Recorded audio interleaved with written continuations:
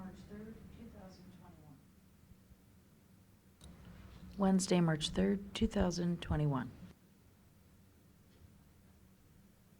To the flag of the United States of America and to the republic for which it stands, one nation, under God, indivisible, with liberty and justice for all.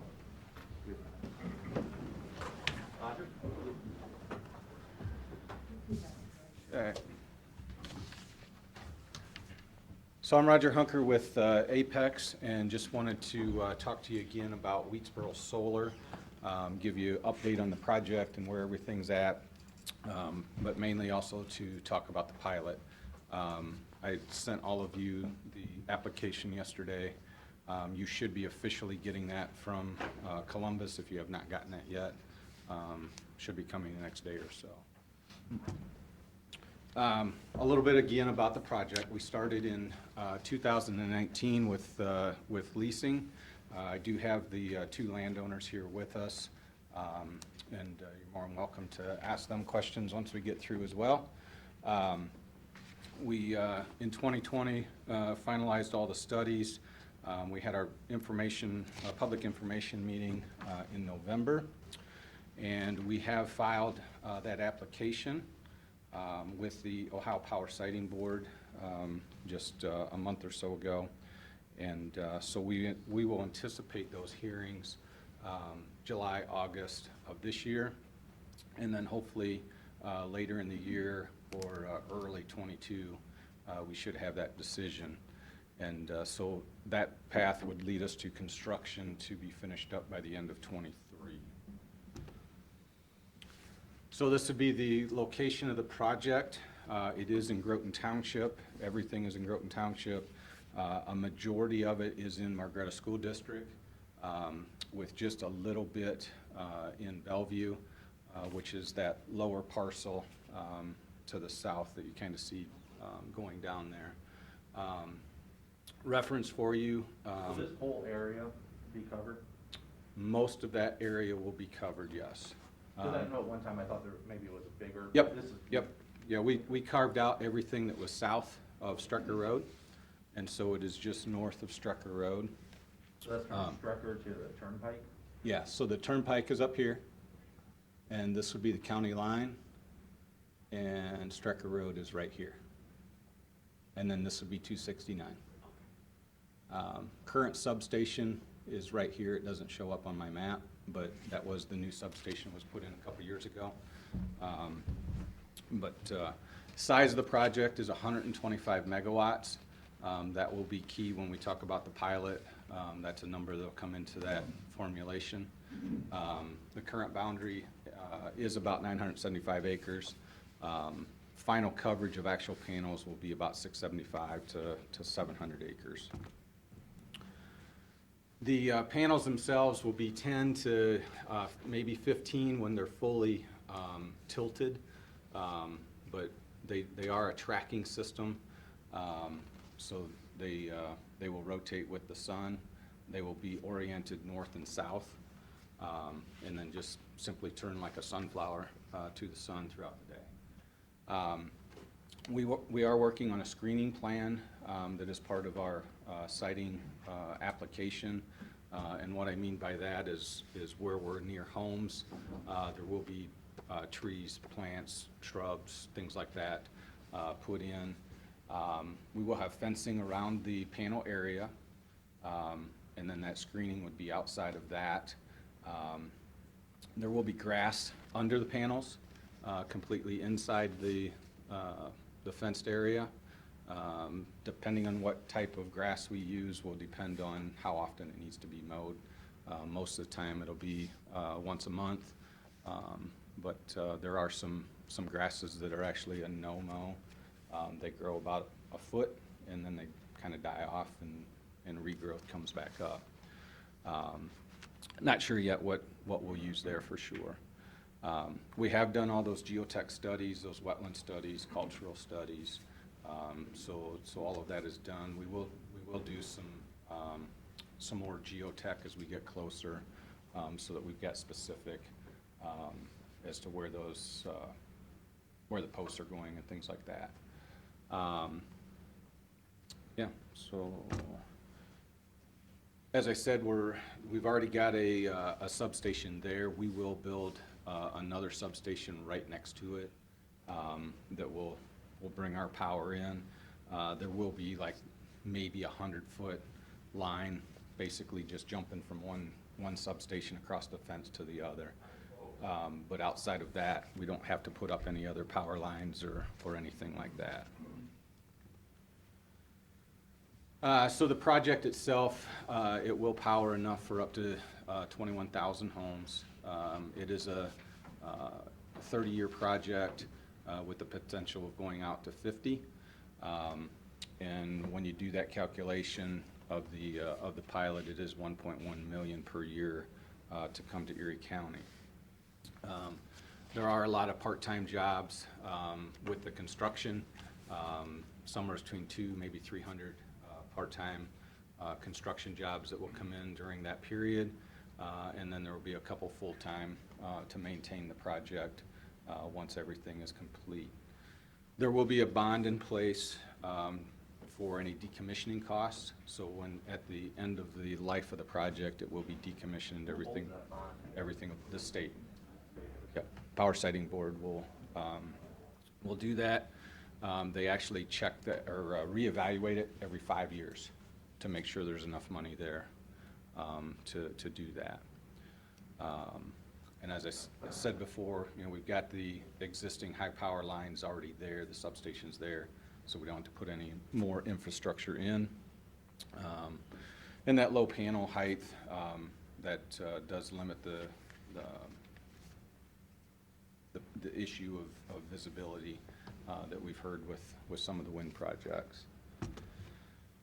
So a little bit on the pilot. I think we've talked about this before, but the way that is figured, it is through the Ohio Revised Code. It's set up for wind and solar projects.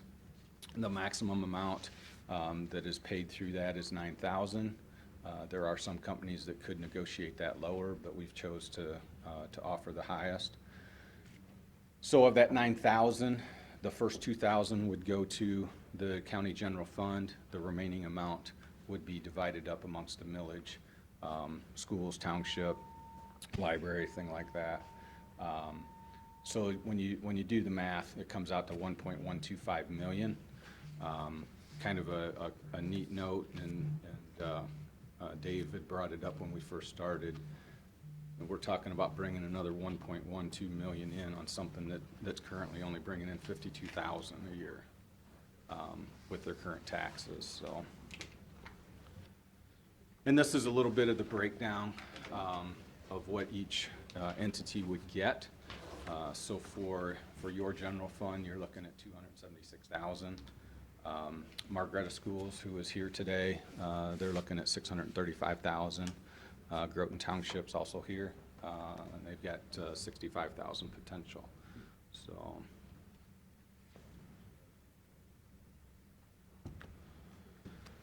So some things with the pilot, and I guess my biggest thing, and we've talked about this before. Are you going to email this to us? I can. Yep. Or Yep, I can get it to you. The biggest thing to understand with the pilot is voting for the pilot is not a vote for the project.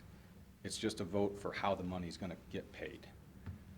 It can come as a pilot or it can come as tax.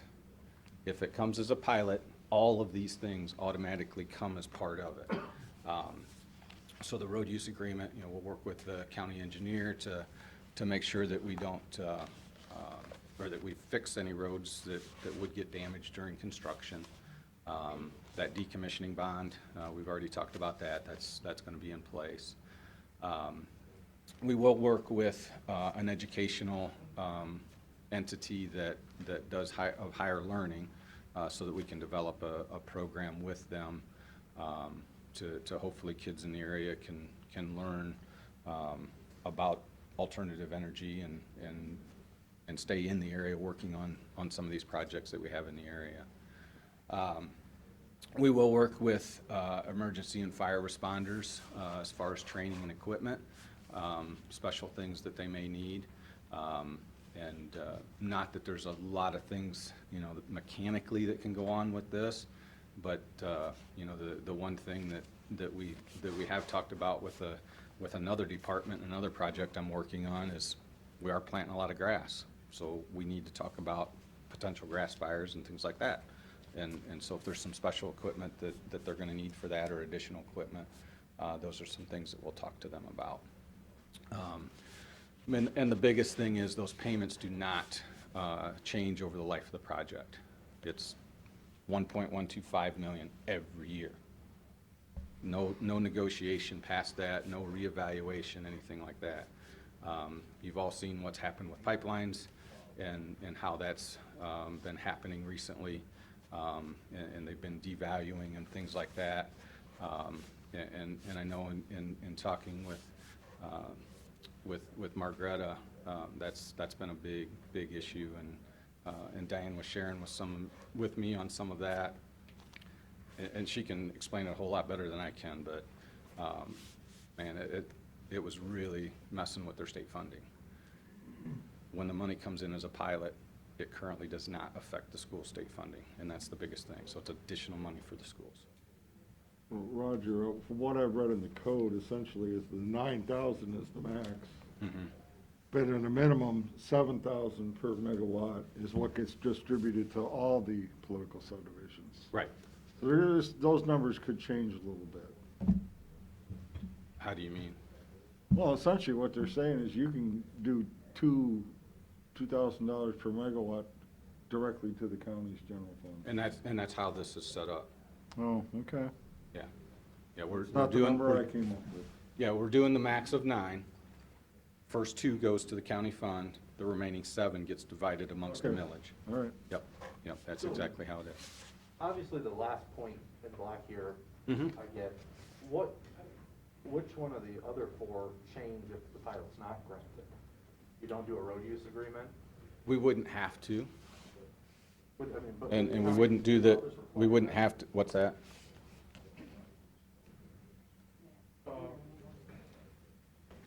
I don't think legally we can require a road use agreement, but every vehicle still needs to be permitted, everything that's overweight, over height, over width. And as part of that, is we could require a bond. If we see a lot of loads coming in or extra heavy, we could require, it could be an individual bond per load. So things like that, developers need to weigh time to cost to get those individual bonds, you know, per permit. That may really slow down, you know, that permitting process. So And a that- lot of times the road use agreement is more, it puts everybody on an even footing. Yeah. It protects us, it protects them.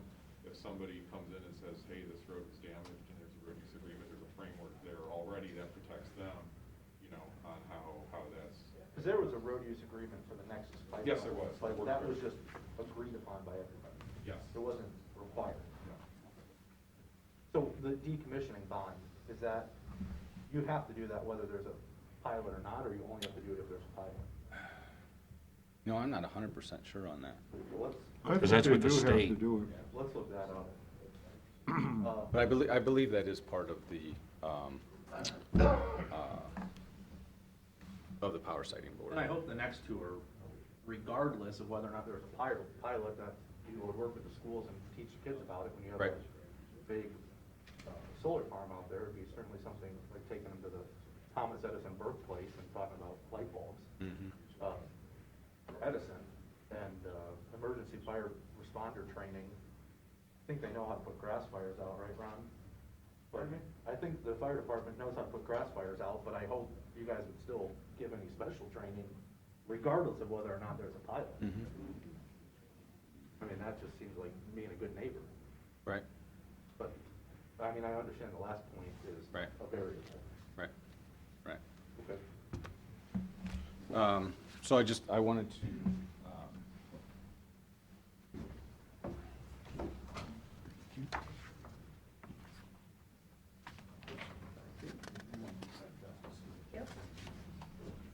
Where's Pat? I'm sorry. So that's just a summary of the support that we've gotten from Margreta Schools and Groton Township. Also have the breakdown of the numbers that I had on the PowerPoint as well.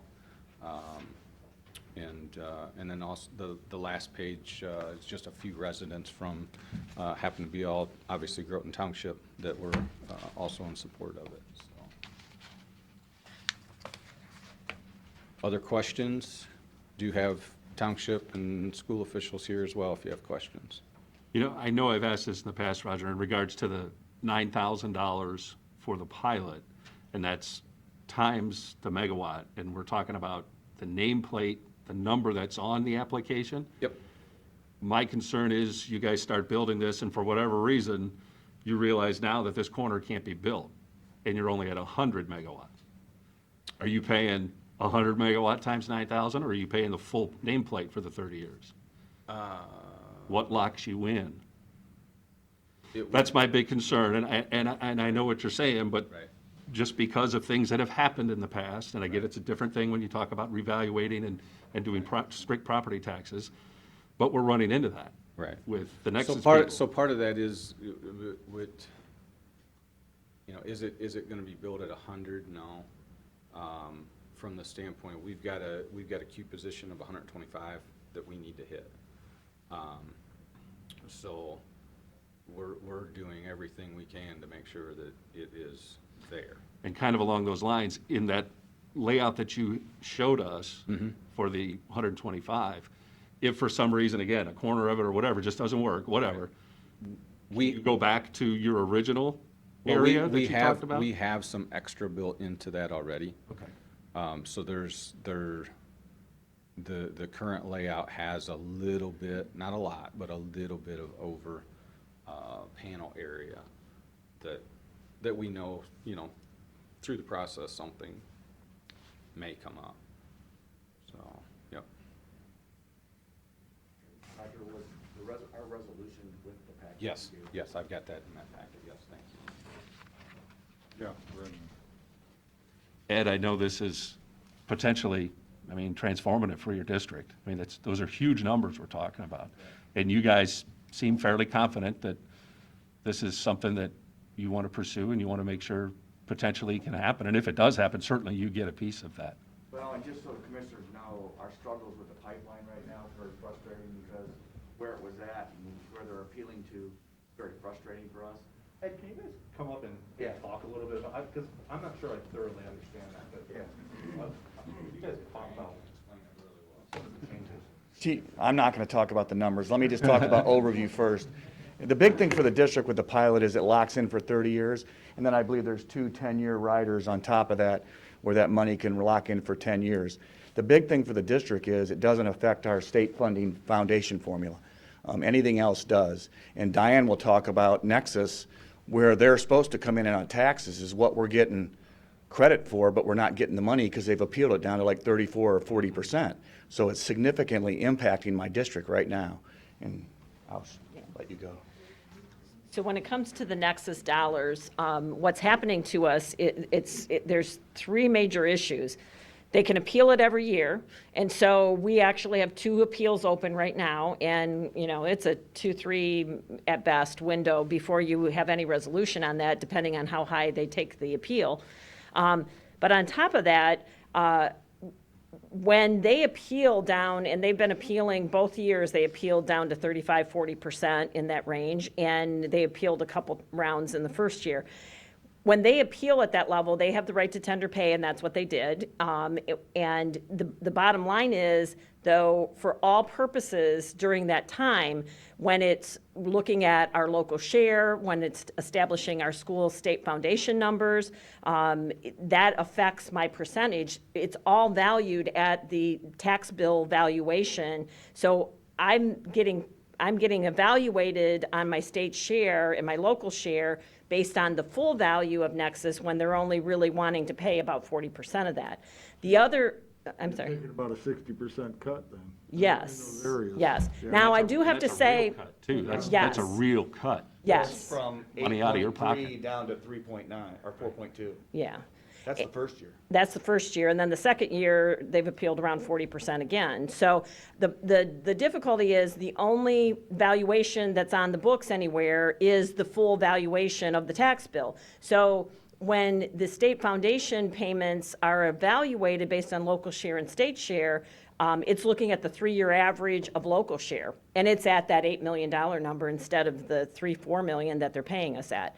So long-term, it's going to affect our state foundation very significantly, and especially if they end up winning their appeal and we don't ever see those dollars. Now, I do have to mention, right now, the state budget is kind of locked in, so it's not having a major impact on us right now, but that's, going to change down the road.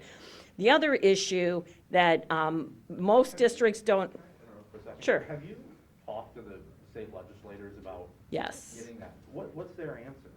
I mean, that just seems stupid. Yeah.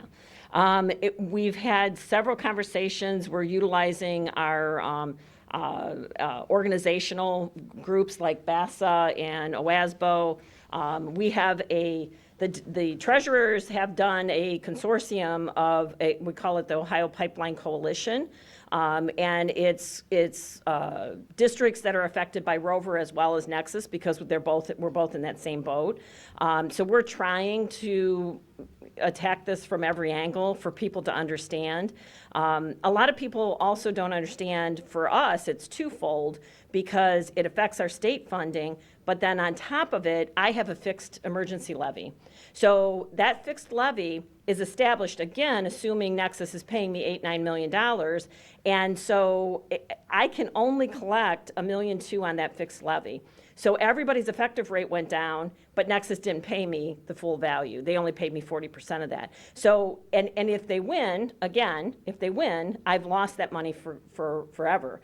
And that's affecting me around $200,000 to $300,000 a year on these appeals. So there's a lot, and we're just kind of out here in limbo, not knowing where it's going to land and how long it's going to take before we have a real number to bank on. And in the meantime, this appeal process, based on my past experience, can be a solid 3 years if it goes all the way up to the Ohio Supreme Court. And all that time, it's affecting all of these other avenues that we depend on, so. Now, patience is a virtue sometimes, so where she can legally invest our money, we're due 5% back on payment if they rule in our favor, which the rulings have been in our favor to this point, along with possible penalty that they could have to pay us back. So that is a good thing. The other thing is, we currently have a renewal levy that's on the ballot in May. We need our taxpayers to hold where we're at, no additional taxes, to keep Nexus at the accountability of what they need to pay and what they promise to pay us. If they don't, people might think that that's a benefit to us, but down the road, it's just gonna shift more burden onto local taxpayers if Nexus doesn't do what they promised to do with us. So we have a newsletter coming out here in about a week, going to all of through our district, to try to explain to our taxpayers, we just want to stay where we're at. We don't want any additional taxes, but we want to keep Nexus to the commitment that they promised to us. We're in favor of the pilot because of just messing with this and the time we have outside of just running our district, of the meetings that she's had to go to and I've had to go to try to work to get this where it should be. We'd rather lock into something that's there for 30 years. That's what's very enticing to us from a pilot perspective. With Nexus, they can appeal every year. So we have this uncertainty, and we don't have any longevity of stability, if you will, with Nexus. The pilot is going to be locked in for that 30 years plus 2 10-year riders. There's no depreciation. Nexus will depreciate 3 to 5% a year over time, which is the way the system works. And it has no effect on our state foundation. So from a school district perspective, this is a win-win-win for us. So just having a commitment and knowing what those tax dollars are going to be when this whole Nexus situation being so unknown at this point. Because then remember what Diane said, though, when we start getting this Nexus money and our state foundation's on a 3-year average, when we do get that payment, you see what's going to happen to our state funding over time. It's going to go down gradually when we do start getting those taxes. We just hope we're not penalized at 8.3 when we only saw 4.2, or 8.6 when we're only paid 3.9. So I mean, that's what we're looking at right now in the first 2 years. I mean, we don't want to look a gift horse in the mouth here and say we're not grateful, but it's created a lot of instability for us in forward planning for the 5-year window, so. And the fact that this pilot removes Yes. that whole potential scenario right now, but that's what, in the revised code, that's a state thing. And I can't imagine that they would ever change things, but that's literally the state lawmakers decide at some point in the future that they can change that. I don't know how that impacts agreements that are already in place. I don't even want to think about that possibility, but it is there because it is state law. And depending on how their whim is, 10 years, 5 years, 20 years from now, that's a thing. But at least initially, we don't have to worry Opt-in about that. Doesn't change our other formula for funding. Right. Which could help mitigate some of our problems we have with Nexus and our state foundation money going down, so. You're gonna have the same problems with the windmills. I'm sorry? You're gonna have the same problems with the windmills, right? Or is it different than pipeline? The same, No, You're right. Yeah, I think because there's no pilot with the windmills. Right, It's just doing right, correct. basic property valuations. I'm sure there will be, the magnitude of the dollars obviously are dramatically different, but Right. yes. Mhm. right. Sure. Thank you. Thanks for coming in. Anybody else have comments?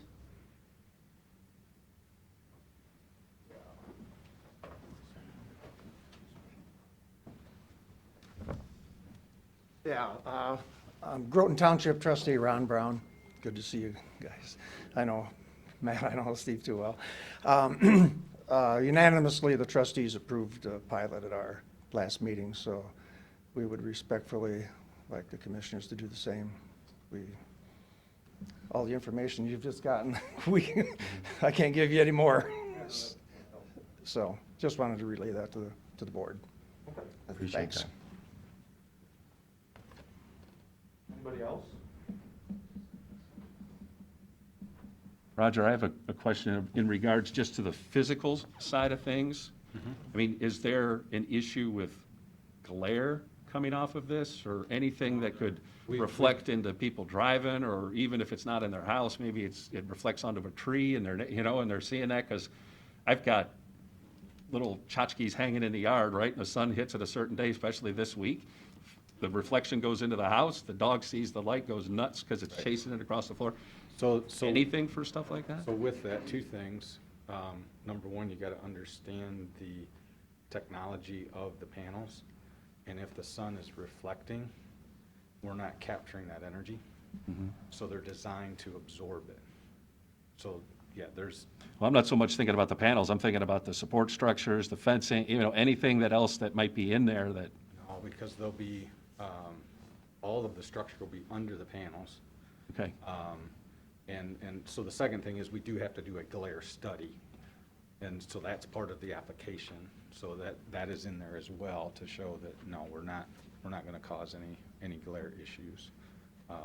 I have them on one of my barns and I've never been able to see anything reflect off. Do you guys have any numbers in regards to any studies that you may have done in regards to the efficiency of these units? Meaning, clearly, that they don't work at night, certainly, without the sunlight. Oh, yeah, I'm sure there's. Cloudy days, do you get 10%? Do you get nothing? Do you get 70%? And do you I know don't- what I don't- that might be? I don't have those per numbers, day?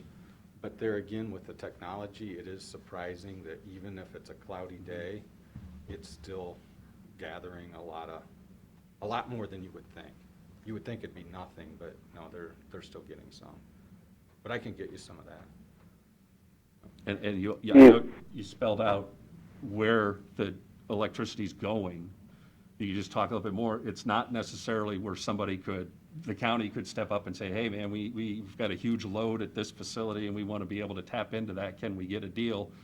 This is basically going to the grid, the So supply of the energy? It is being sold into the grid. Okay. So if the county wanted to do a purchase We would agreement, go to the grid.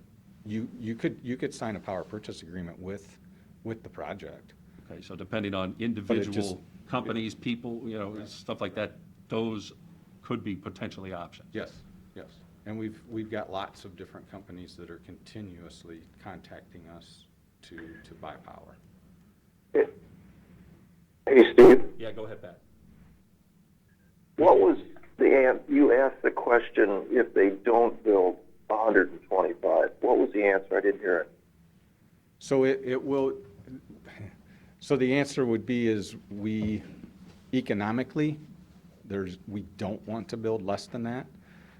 It's unlikely that the Power Sighting Board would X out a big area that would cause it to decrease. If that did happen, then yes, it's gonna be at what it's built at. So if they took out five megawatts for whatever reason and it come in at 120, that is, you know, whatever it's constructed at is what the pilot would be locked in at. Did you hear that, Pat? So it could be 50 megawatts, for instance, if it, Well, I think because if you want to sell something, you want to make it look big, and then if it comes in less, we still have the issues with the solar panels there, but with way less money. But I think he's also saying too that part of this is it's not going to be economically feasible for them if Exactly. 50, I don't know what that magic, I'm sure they have their number. Right. So they know if it gets decreased by a certain amount, that's not going to be worth their while, basically. But, right. you don't know If what something to do. crazy like that happened and it came in at 50, well, you're gonna have more than 50% less panels than what was there before. But that's not even an issue. What are the setbacks on that? So there's really no official setbacks with the Power Sighting Board. We have internal setbacks, 300 from homes, 50 from roads, and non-participating property lines. And we've contacted quite a few of the homeowners in the area. We've already had, I've had several of them have already signed some agreements with us. So they're going to get some participation from the project. And we're working with them on the screening that I talked about earlier. So, in fact, we have one that she actually asked to not put the screening near her home because she wanted to be able to see the panels and see past the panels and not have trees in her way. So. You mentioned the fencing, or is that potentially like the security fencing that people might see around the NASA facility here? Is it going to be something substantial like that? Is it going to be? Be a chain link fence. Okay. Yep, 6-foot chain link fence with some barb on top of it.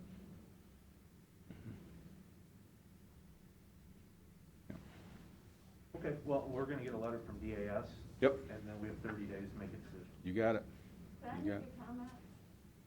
Yes. My name's Dawn Myers, and I'm here with my mom and dad, and we're here because we're against the pilot, because their property's gonna be surrounded by this project on 3 sides, and it's gonna totally alter, you know, the way that they live, which is out in the country right now, especially during construction. It's gonna be very noisy with jackhammers and dust, and even after construction, it's just gonna alter the whole looks of the area, and they're worried about their well water and their property value, and they're just very against it. And they sent an email to all 3 of the. Yeah, we got it. Okay. Anybody else? Roger, could you maybe just talk real quick about construction-wise, what that's going to entail? I mean, I'm envisioning, initially I envisioned, you know, if there's that much acreage and these panels are only so big, are you going to have a fence post, basically, you know, a oversized fence post for every one of these panels throughout that entire area? So there will be a single line of posts for each row, about every 20 foot or so. And they will be put into the ground and then just build off of that, framework build off of that. We currently have 3 different locations within the project area that will be where we'll pile the equipment before construction. One of those obviously being near the substation, and then there's 2 other spots so that we can kind of limit how much those loads are going up and down the road. They'll get delivered to where they need to be, and then they'll go from there, just across the land, so, you know. How long does it take from start to finish? 6 to 9 months. Just kind of depends on time of year and all of that. The other thing, we talked about that road use agreement. That's the good and the bad with a solar project is there shouldn't be any oversized loads. It's all just components, but there will be a lot of vehicles bringing them in. Shouldn't be much oversized at all. So. You describe the construction of your access roads you're going to put inside that fence. Would you explain how that's going to be done? So most of that will be either large aggregate with small stuff put on top, or they'll do some fabric. Any of those driveways will be 12 to 16 foot wide, nothing huge. Basically enough to,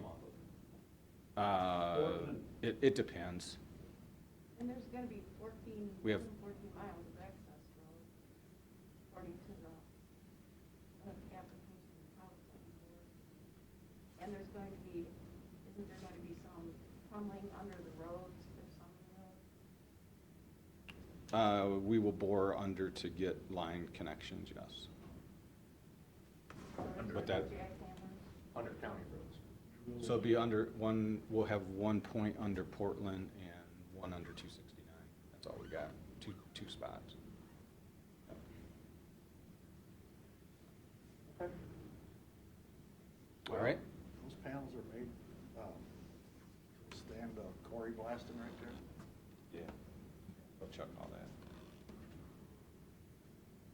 Is there any special, for all the support poles that they're gonna be on, you put them in the ground, they're just gonna be in the ground, there's no concrete or anything like that? No, the only thing would be like on the, obviously, we've got some spots out there, the bedrock's pretty shallow, so we may actually core those out, and they'll have to put something in around the post, whether that's just stone or concrete, I'm not sure. That's to be determined on the construction, yeah. But they actually talked about there's a technology of like a screw anchor, so they may actually core that hole out and just screw them in, so there won't be anything added. And they'll just fix themselves right to the bedrock. Okay, well, my proposal would be is that we, offer a public hearing for other comments. And, I don't think it's gonna be anything like the last public hearing where we have to run out of school. But we ought to get something on the books and invite public comment on it, and then we'll take a vote. Steve? I would just encourage you that during that, you keep in mind to keep the pilot separate from the project. The project and some of the comments that we've heard, that can all go to the power siting board, so it can be addressed there. They're the ones that make the control of the project. I don't think anybody, hopefully no one's questioning that. The project is between a private company and a private landowner. Mhm. This is just a tax distribution Exactly. piece that we make that decision. Yep.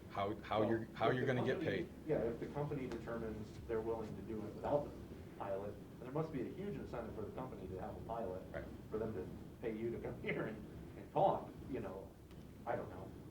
But yeah, for the record, we have no say in whether or not the project goes forward. Right. We just have the determination of whether we give a tax incentive Right. to do it. Exactly. Yeah, this is the old, we have no local control over things like this. And I'm sure a lot of folks have been watching how folks in Columbus are starting to talk about maybe trying to get some local control to folks for these, but right now that's not the case. So it's the Ohio Power Siting Board, the state down in Columbus, they're the ones that actually have the stamp that says yes or no. Once all of the hearings and everything's done, they will have hearings, and we'll be sure that everybody, if you're not following along closely, we'll make sure you have information to take part in those hearings as they go through. But yeah, as Matt said, our discussion and our part for this is that financial piece. And, you know, if anybody needs or wants more information, you want to look at past histories of, you know, property taxes in the area, what they have been, what they currently are, what they're proposed to be through this pilot. Again, it's not the property tax side of things, it's the pilot specific. We'll certainly share any and all information we have. So if you have any questions moving forward, I mean, feel free to reach out to us, and we'll try to get you as much information as we can about that. But as we move forward and deliberate as a board, for us, it's the question of this pilot program. And is that a benefit that helps the most people in the county, right? And it's not, again, whether or not we agree with the project or don't agree, because even if we three were up here stomping and carrying signs and saying, no, no, no, no, no, it unfortunately, it really doesn't matter. I mean, it might hold some sway, but we don't have a say in that. We understand that. If I wasn't clear about it, we're asking that you don't approve the pilot. Very good. Thank you. Thank you. Thanks, Roger.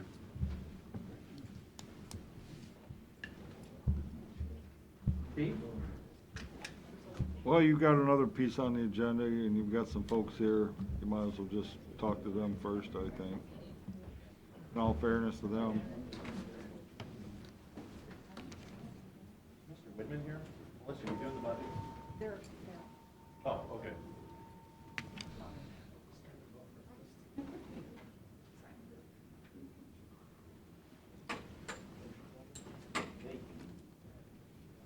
Thanks for coming in, folks. Appreciate it.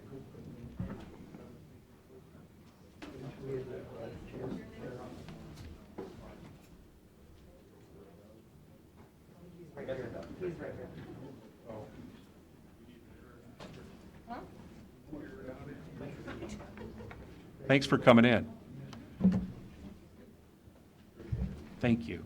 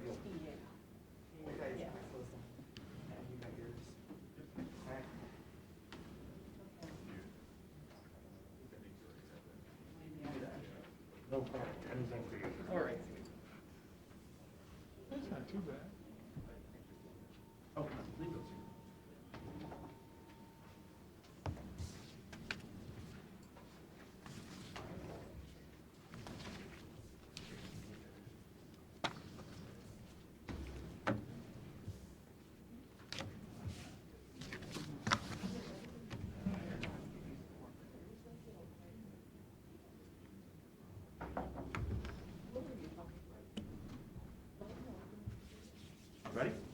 I think so. Roll. We met last week. We talked about the engineer budget. We approved a number of items, and then there was a group of items that were like put on hold to see if we could get additional information.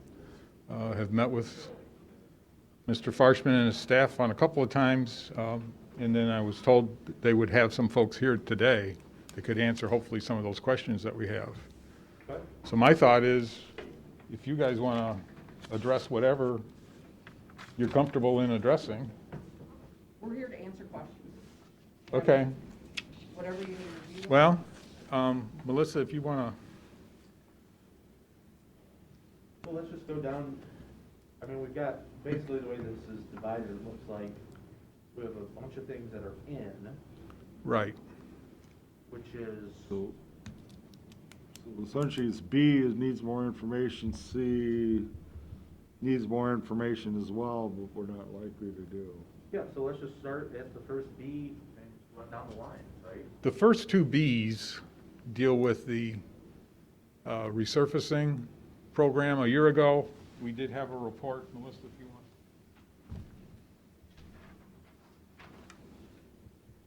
And I don't see Tim here. But basically, we had this last year, right about this time, maybe in another week, we would have had this information. And so we've pretty much said we'd like to see that again. And I'm told it may be May or April or May. And so that's kind of put a request on hold. Can he, hey Steve, have him step closer to the microphone. I'm having a hard time hearing him. I'm about as close as I can stand without eating it. Well, maybe try eating it then. Can I get a glass of water, please? I'll pull my mask down. I'll try not to spit. Is that any better, Pat? Yeah, that's a lot better, I actually. thought it sounded like it was working in here. Probably because of your mask. But yeah, Aaron's minutes showed that we had this report March 11th a year ago. And I've talked with Jack and Tim, and they said at some point we'll have it, but not yet. So I think we can, Well, the budget's getting approved on the. Yeah, you should have it, this month. I don't know where they came Not from. this month. But. The budget's getting approved on the 10th. Next week. It'll be, I mean, Tim's, I think, fairly close to finalizing his list of roads. So we're talking, I mean, days, I'm gonna say maybe a week, but not a month, 2 months, something like that. So that'll be shortly forthcoming. I know we were reminded, I think, yesterday that a number of things with the budget last year didn't get approved in the first version, that I think in April and May, we had a couple of amendments, supplementals, I guess, is what they were. And certainly we can do that if we don't have it in time for next week's version, so. We can. We prefer not to, but we certainly. It's permissible, yeah, right. So that's, those first two are basically because of that. Yep. Bogart Road, Bardshar to Castelia. It was kind of, right after the meeting last week, we saw the copy of the letter, and I think it's in your packet. I think that helps. I don't know if there's additional questions in regards to that particular project. Is that going to include right-of-way acquisition? Because that's, what, 3 feet total on each side? Yeah, 3 feet on each side. We're not anticipating a lot of right-of-way. The right-of-way. Even mailboxes and stuff like that? And I mean, the right-of-way is 60 feet wide. Okay. I mean, the mailboxes will be moved back, but that'll still be within the right-of-way. There may be a couple of easements. I mean, we're talking fairly minor. We're gonna do some drainage work along with the widening. But, that is our last section of Bogart Road. We have widened from the City of Erie Corporation line to Bardshar. So I have a question. go I ahead. have a question. What is the distance between the edge of the pavement and the existing right-of-way today? 20 feet, 40, about 20 feet. And how much wider is the proposed asphalt going to be? 3 feet on each side. So you'll still have 17 feet. Okay. Does it just cut off? Or will there still be a little bit of a foot worth of shoulder on the other side of the asphalt? Yeah, that 3 feet includes the shoulder. It'll be 2 feet because we're taking the lanes from Okay. 10 to 12 with then another a foot Okay. paved shoulder. Okay. So that's where that 3 feet comes. So you're not talking about putting a turning lane or anything? No, we're not anticipating. Because there was some any- consternation, I wasn't here, but I guess there was consternation before, once in a turn lane on Bogart Road or something. Okay, yeah, no, we're not anticipating turn lanes at intersections or anything like that, so. And you'll know, once you do engineering and whatnot and scope that whole area out, you'll know exactly if you do need to acquire a Yeah. piece, or you'll know that before. We're surveying it, there's a little more surveying to do, obviously with snow, it makes it Right. hard to survey, we're gonna get back on that, but yeah, we're in the process of design right now. And if there is right-of-way needed, we contact those property owners and let them know. So, but yeah, as I was saying, yeah, this is our last section of Bogart Road. We have done everything from Bardshar Road east, and so Bardshar Road west into the Castelia Corporation line. We'll finish off Bogart Road, and we'll have it widened to 12-foot lanes, which it needs based on the traffic volume from Castelia all the way to here. What was all the fighting about on Bogart Road the last time? I'm assuming you're talking about the first section, which was back in like 2002. Yeah, well, We were doing a lot of intersection improvements. There were a lot of turn lanes. There were turn lanes at things like Campbell Street and Columbus Ave. We were lengthening turn lanes at US 250. And there was a lot more right-of-way acquisition with that, especially at those corners, but also a couple parcels on the straightaways too. So I suspect that's a lot of what that was. And we won't have a lot of that with this because we're not doing the. I was thinking, didn't we have a lot of problems between Route 250 and Campbell Street?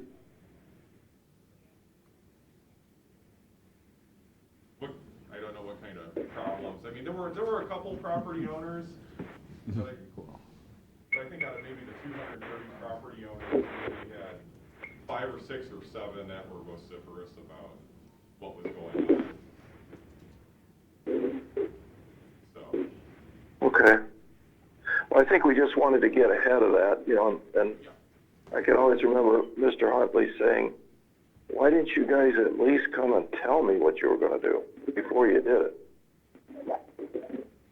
Yeah, we signed, I think it was fortuitous timing maybe, but yeah, I think the day before, something before last week's commissioners meeting or 10 days ago, something like that, we sent letters out to each and every property owner in that section of road, so they should, well, assuming the post office has done its thing, I mean, we're still getting Christmas cards, but yes, I mean, yeah, they should know. Okay. All right. Is there any state or federal funding associated with this project? We applied for public works, but it was, before priority points, it was the highest scoring project, but then after priority points, it's a strategy when you're assigning points, trying to hit the most projects. Yep. It happened to fall just below the cutoff, and so we struck out on that. So no, this is all local, local funds. Okay.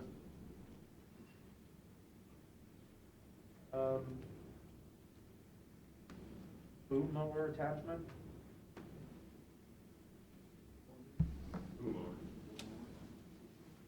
Well, that's just basically the mower itself. We use that thing pretty much, within the next couple of weeks it'll start again, but it don't shut off. Fall, snow. Ditches, behind the guardrail, slopes, that the contractor mower don't do. Tractor's fine, it's just the mower's got a lot of hours on it. Why doesn't the contractor mow it? Well, that and They have a boom mower. I mean, is this just or is this one that like reach out over? it's an arm mower. Yes, we have a, Oh, well, that's helpful. Yeah, the roadside mowers we use are really contracted to do quick, flat, straight, so things with steep slopes or outside of the contract limits, that's what we use it for. But we trade a little bit too with Neil Heminger on the ditch maintenance side. He'll take advantage of this sometimes. And we even work with facilities. The swale back there they do that We'll with. go back, we'll use that, we'll mow that for facilities. Yeah, so. you mohawked it last fall. But that's what, I mean, that was our question. Was this being used for roadside mowing, or was it being used for ditches and the like? And what it looked like. I mean, that makes more sense to me. I just wasn't sure whether it was just a roadside mower, straight down, running along. But, I mean, you can't contract that out for the roadsides? No, I mean, for what it would cost us.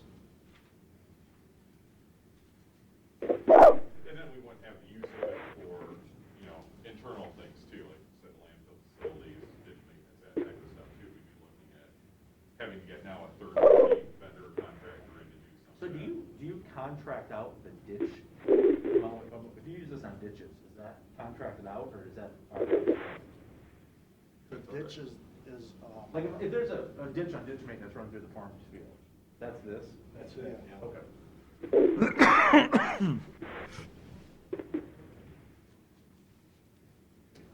You guys got any questions? Okay. Excavator? The excavator, we have one just like this. And we want to get rid of the tire, or wheel tire backhoe. Outdated, and the mini is a lot more feasible for what we do. We're getting into more culvert work and stuff, so. I can't hear it yet. So the mini excavators, it feases our needs more than that rubber tire does. That's why we want another one. Did you hear that, Pat? No, I can't hear him. You might have to walk up here. We want to get rid of the rubber tire backhoe to get this mini. It's outdated, and it's more feasible for us to have two minis with what we're doing nowadays than that rubber tire backhoe. You have you have a mini. So you guys you don't own a mini excavator today? Yes, we do. It's the same thing that we want to purchase. You do? I didn't hear that one. Yeah, they have one, they want to get an identical one, too. And get rid of the old rubber tire bag. They get rid of the rubber tire. Like a pair and a spare? No, they're gonna get rid of the bigger one, downsize, so to speak, to the two minis. No. The current big one you got No, now? we're getting rid of the backhoe, Okay. and we're going to a mini. So why do you need two mini excavators? We can have two crews going. I can have one putting culverts in and one doing pipe work.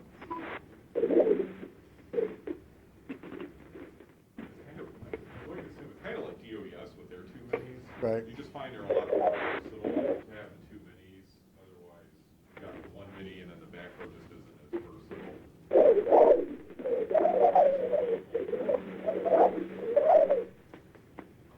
What about the idea with sharing it with DOES? That's fine. Yeah. Yeah, if we're not using it and DOES needs it, yeah, we're happy to share.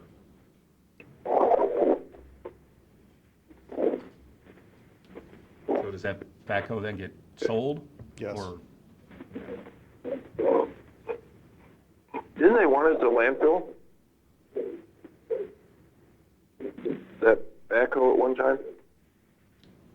To scrape the roads? I have no idea. I haven't heard that, but I don't know. I mean, there was At one time. discussion about that years ago, but I think the landfill has gotten a newer one anyway. Yeah. I've seen them use it there, to smash down the transfer boxes. Did we end up getting one, Pete? Yeah, I think so, Pat. Okay. Any other questions? Small roller?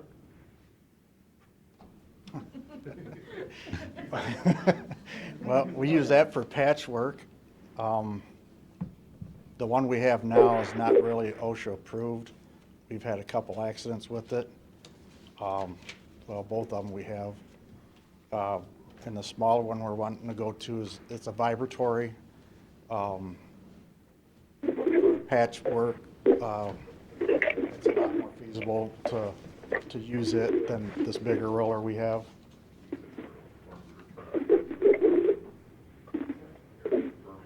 Yeah, my only question is, where do you get the paver to put the asphalt down from? We use the You don't grader. own a paver, do you? We use a grader or we use by hand. so this is clearly for small Yes. jobs, not without a paver. We also use it for Berming. We do a lot of berming. That's the one that's 31-plus years old. 1990, right there. That's the one that. Oh, I was gonna say, why don't you buy that one? Yeah, that's That- the old They're one. showing us That's the pictures, Pat. safety features, the roll bar, and this is the one that we need to go to. Pull that out a little bit. Woo wag.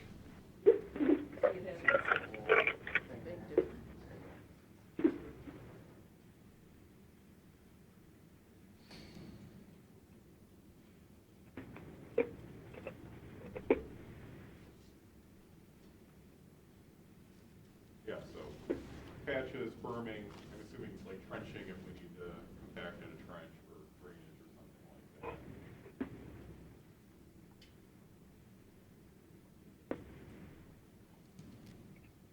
that. Okay.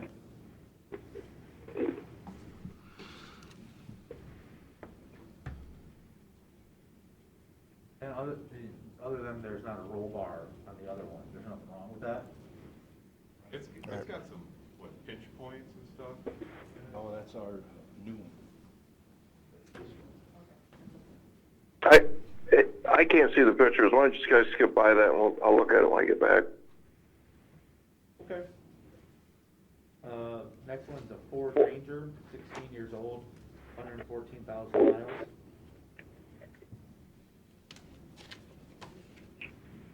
We submitted a new revised, equipment outlay form for F-150. We have no problems with getting just a F-150 extended cab truck instead of a Ranger. There's no issue with that, that's fine. Would that number, this number reflects that? It went up, A little bit? it went up like by $2,800 was all. I have not changed this, so. Good. Breaker hammer attachment. Well done. That was for the mini. We want to use that on our old machine. It's like, kind of like a jackhammer. We needed one for quite some time. So that would go on the old mini excavator? Yes. What do you use now? Nothing. Usually we do it with hand. Some of the jobs What we've had. do you mean, nothing? Some of the jobs we've had with a hammer, we've had to go to private contractors and borrow theirs to fit on our excavator when we need one. So, How many times a year do you use something like this? we never know. You Depends never know. when they're It varies. around. Yeah, it varies. I mean, stuff like this and that planer, that next thing, I always think it's cheaper to rent it. Let them deal with it, the maintenance on them. But if you're not using it that much especially, but, you know. We have paperwork for, the rental rates for the planer and stuff we can discuss. We did reach out and get those prices to run something like that, so we have that we can discuss when we talk about that. Yeah, well, let's talk about that right Okay. now. The planer, what do you guys think that planer is? What this is, it goes on the front of a skid loader. It's 18 inches wide. Ours has got a lot of hours on it. We've used it a lot. And we're just, we're wanting to purchase a new one. It's upgrade. It's a little bit bigger. Our new skid loader is much bigger than the old one that we went on. So that's the reason why we want to go a little bit bigger. How much is that? I don't see that, or is it someplace else? Or it's down at the bottom? It's very bottom. I bet. Well, what, you got the, He's in, okay. yeah. The rental rates for, to rent something like that. Well, there's the maintenance cost of the This one is- we currently have. This would be for Erie to come in and do this for us. For a 4-hour minimum, it's $4,800. And a $500 mobile rate for them to come in. So you're looking at $5,300 For, for 4 hours. repeat that again? For Erie to come in is $4,800 for, 4-hour minimum, So it's $5,000 no matter what, every time you need it. every you're time. are you talking about the planer that goes on the front of a skid steer? Yes. Yes. I can rent Boca's big machine for $9,000 for the day in Plano Road. Same difference, Why would they charge you $4,800 for a little planer? I don't know, that's Well, they bring their big one in, that's the rate they had. don't they, Eric? They bring their. That's crazy. Did you call construction equipment and ask them if they rent them? They don't have that model, I know it varies. Any He guess doesn't rent planers? no. how often, like 5 times a year, 10 times a year? Certainly not talking 100 times a year, I don't think, but, I mean, No. I'm gonna say 12, 15 times a year. once a month at least, Yeah. probably. So when you look at the cost of what a planer, to purchase one, and what we're looking at, it's a no-brainer. But you're also becoming your own little construction company now. That's what we do. And you're also getting in the paving business. You're dumping asphalt on the ground and rolling it around with a road grader. And I mean, I'm just questioning. I could see if you're DOES and you got a hole that you dug up in the middle of the highway that you had to fix right away. I could see where you'd have to do that temporarily. But I can't see doing jobs with this. It just, I mean, we're spending all this money paving roads. Where are we getting all these holes from? Water I mean, lines. our roads aren't in bad shape. And that's why we So do fix. I guess I'm trying to envision what kind of job you're even doing that you need to plane a road down, that you need to, I could see maybe if you're doing a culvert somewhere, you might have to jackhammer through some rock, but, you know, DOES has got a jackhammer that they have. Well, even if you're doing a crossover on a culvert, it's easier to grind it out with that and get rid of the grindings than it is big chunks of asphalt. Plus, we can reuse the grindings too. Also used it for. But you're assuming that when you do this crossover, that you guys are gonna put in 6-8 inches of blacktop, and I don't buy it, So we usually that put you in guys are 12 gonna do that. We put in 12 inches on a repair path. When we cut the asphalt out to replace. For the 12 culvert, inches. We go down 12 inches with our asphalt to replace that cut through the road. And this planer, we're not using it to plane entire stretches of road. It's for small jobs and bridge decks, for the most part. So it's not like we're coming in. So- But when we price a piece of equipment, let's say from Erie to come in and grind that bridge off for us, yeah, they're bringing in a big grinder to do that, and that's why the price is what it is, and that's why the rental is what it is, because they're moving that whole crew in with a big grinder, where we can take the small one out and do these smaller jobs and do the repairs then without the expense of calling in subcontractors or a company like Blacktop. So Ken, I assume this is Ken. So let's say you're gonna cut through 12 inches of material. You're not gonna do that with a grinder. You're gonna saw it and then you're gonna dig it out, right? When you put this culvert in? On some of them then, we have to grind it out to bring to bench it out, to bring it back in and level it off. Instead of a vertical side, we grind it out on the sides too. You know what I mean? So the patch looks kind of like a long T, because it sets down in the trench and then it extends out over existing pavement. It helps to support that middle too. And we don't take that out full depth, we take that out part depth, so it benches the asphalt back in. So we don't need a patch. So, that's why. and then we're talking about culvert replacement, right? When it goes under a road. Right. And then we use the same thing for like bridge decks. We redo those, do the maintenance on a bridge deck. We have to grind it down. We don't need a full width grinder like comes out of Erie Blacktop. That's why the small one is such a good tool for us to use on these jobs. A lot of times, this is Matt.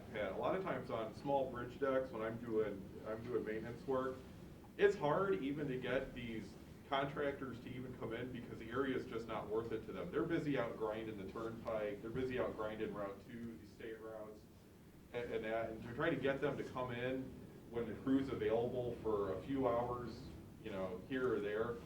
I mean, these real little jobs, it's almost impossible, just because they're focused on where their priorities are, and that's the big highway jobs.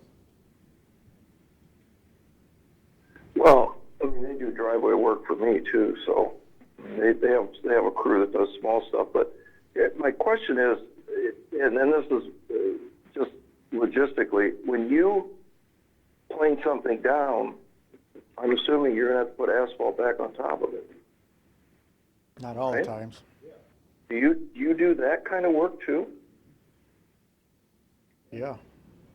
That's why we grind it down and bring it back. So you'd grind this bridge deck down, and then you would actually put the asphalt, or would you contract with Erie to put the asphalt on? We've done it both ways. We've had really small bridges, we can do, they're within the capability of our limited equipment, but, most of the time, we might grind it down ourselves, but then we'll put the paving in with our resurfacing contract, or we'll put the paving in, we'll go out and get, somebody to come in and do the paving. Bingo, that's what I was getting at. So you'd get a Gerald or a Grimus or Yeah, somebody exactly. little to come in with the paver. Exactly. But them guys all have grinders too, don't they? So if they're gonna pave it, why don't you just have them grind it first as part of the contract? I think Gerald may have just gotten a big paver. I don't know. I've seen one down at their yard. I don't know if it's theirs or if they're renting it. But no, I mean, as far as I know, none of them have ever been interested in the grinding.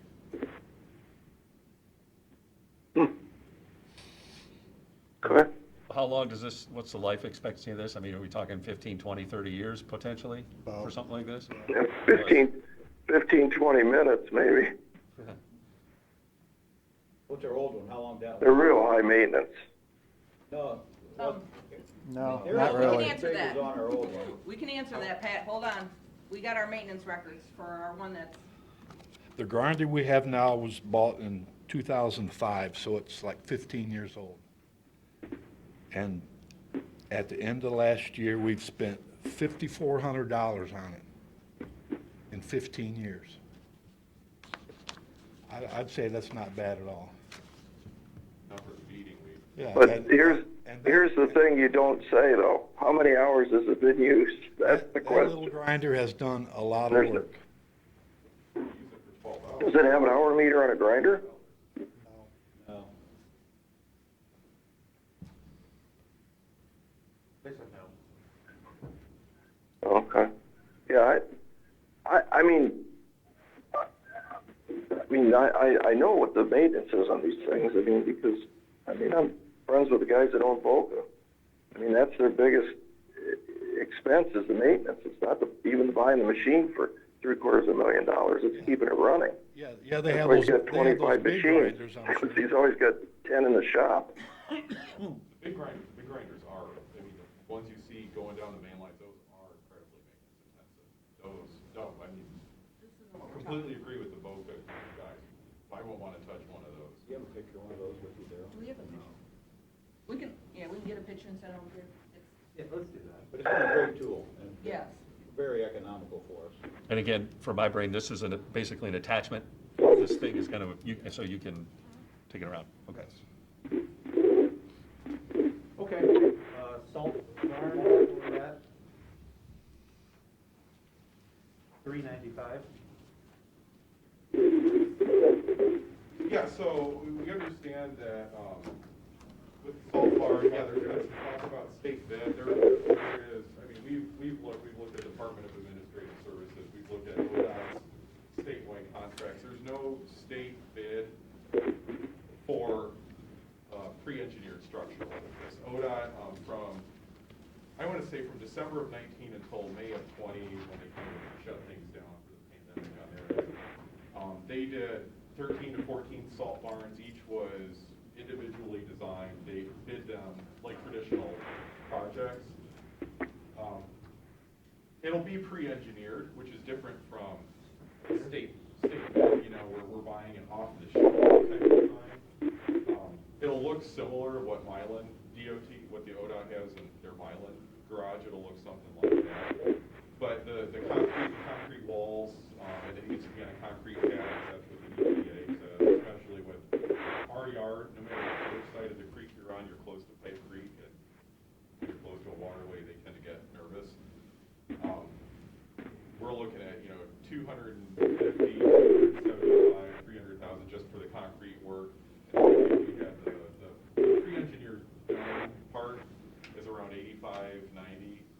That's about I right. think Jack had 395 or something Mhm. in this budget, so that's what, and there's some incidentals, you got some lighting and some things like that that would need to be done with it too. And we're proposing, I think there was a question about where this is going to be located. Right now, we're proposing to have it located behind our office in our yard back there, not across the that way, it's closer to where our trucks are, because all our trucks are housed this side of the creek. We're not driving across the creek just to get somewhere. So that's where we're at. Yeah, that was my question. I mean, I see every municipality doing this. I didn't want to build one with a single roof and.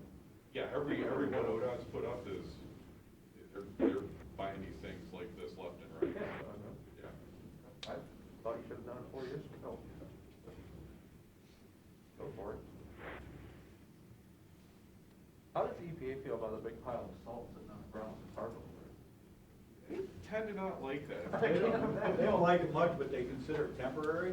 They were, So you're allowed to do it, but if you look down at the salt docks, all that salt's piled up right on the water. And Yes. They don't care. I'm just joking. I got yelled at because we were putting too much salt on the parking lot out here. I'm like, that's probably the problem. Yeah, EPA wants you to sweep that up.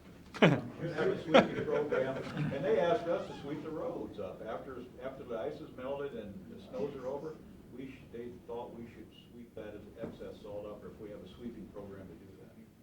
These guys are pretty comfortable in their offices in Washington DC. Okay. So now we're down into the alternate C category. Road maintenance materials, i.e. salt/pipe.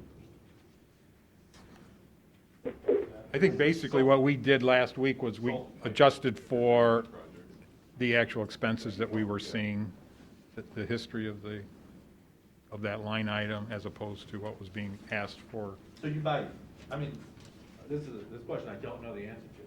You buy salt and pipe out of the same line item. Out of the same account, correct, it's I a just want to make materials sure supply these weren't account. acronyms or something. Yeah.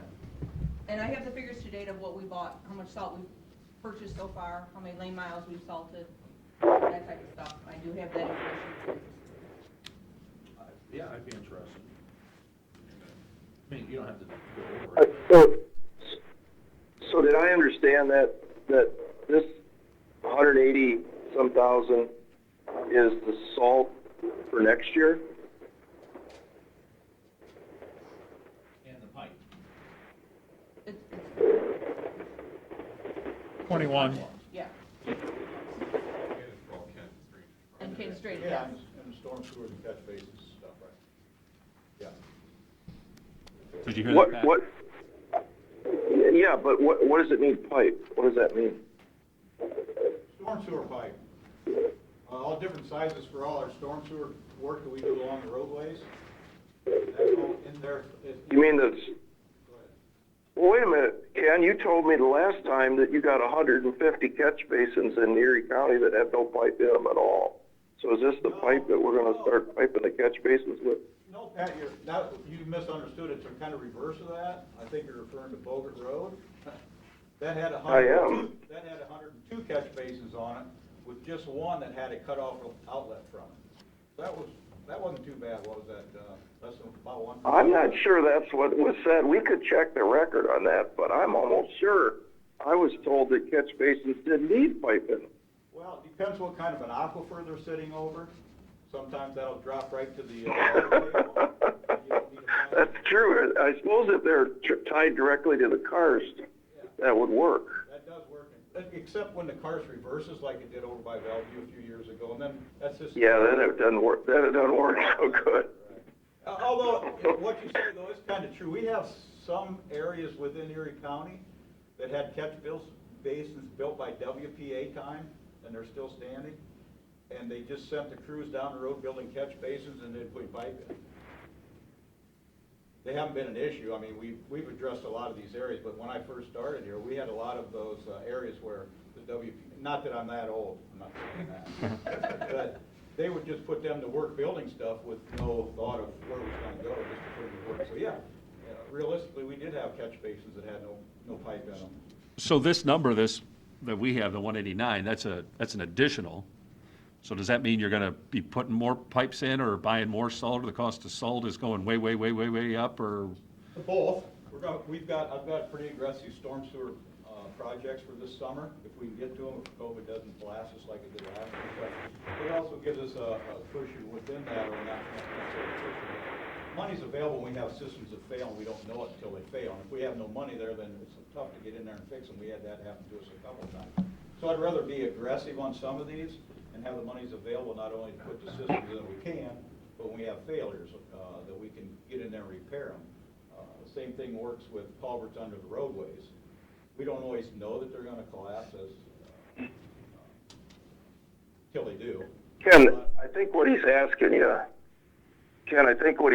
you is how much money is in supplies today and $720,000 in pipes and salt? What the breakdown is? Yeah, I mean, obviously every year you put pipes in the ground. Why this year are we buying $180,000 more pipes and salt? That's what the bottom line is. And a cushion isn't the right answer. Here's the breakdown of the pipe and the location and the sizes of what we're looking at doing, hopefully this year. But what did you do last year? We got some done. We got a couple of nice projects done, even though the COVID put our workforce out, and then we were behind the whole year.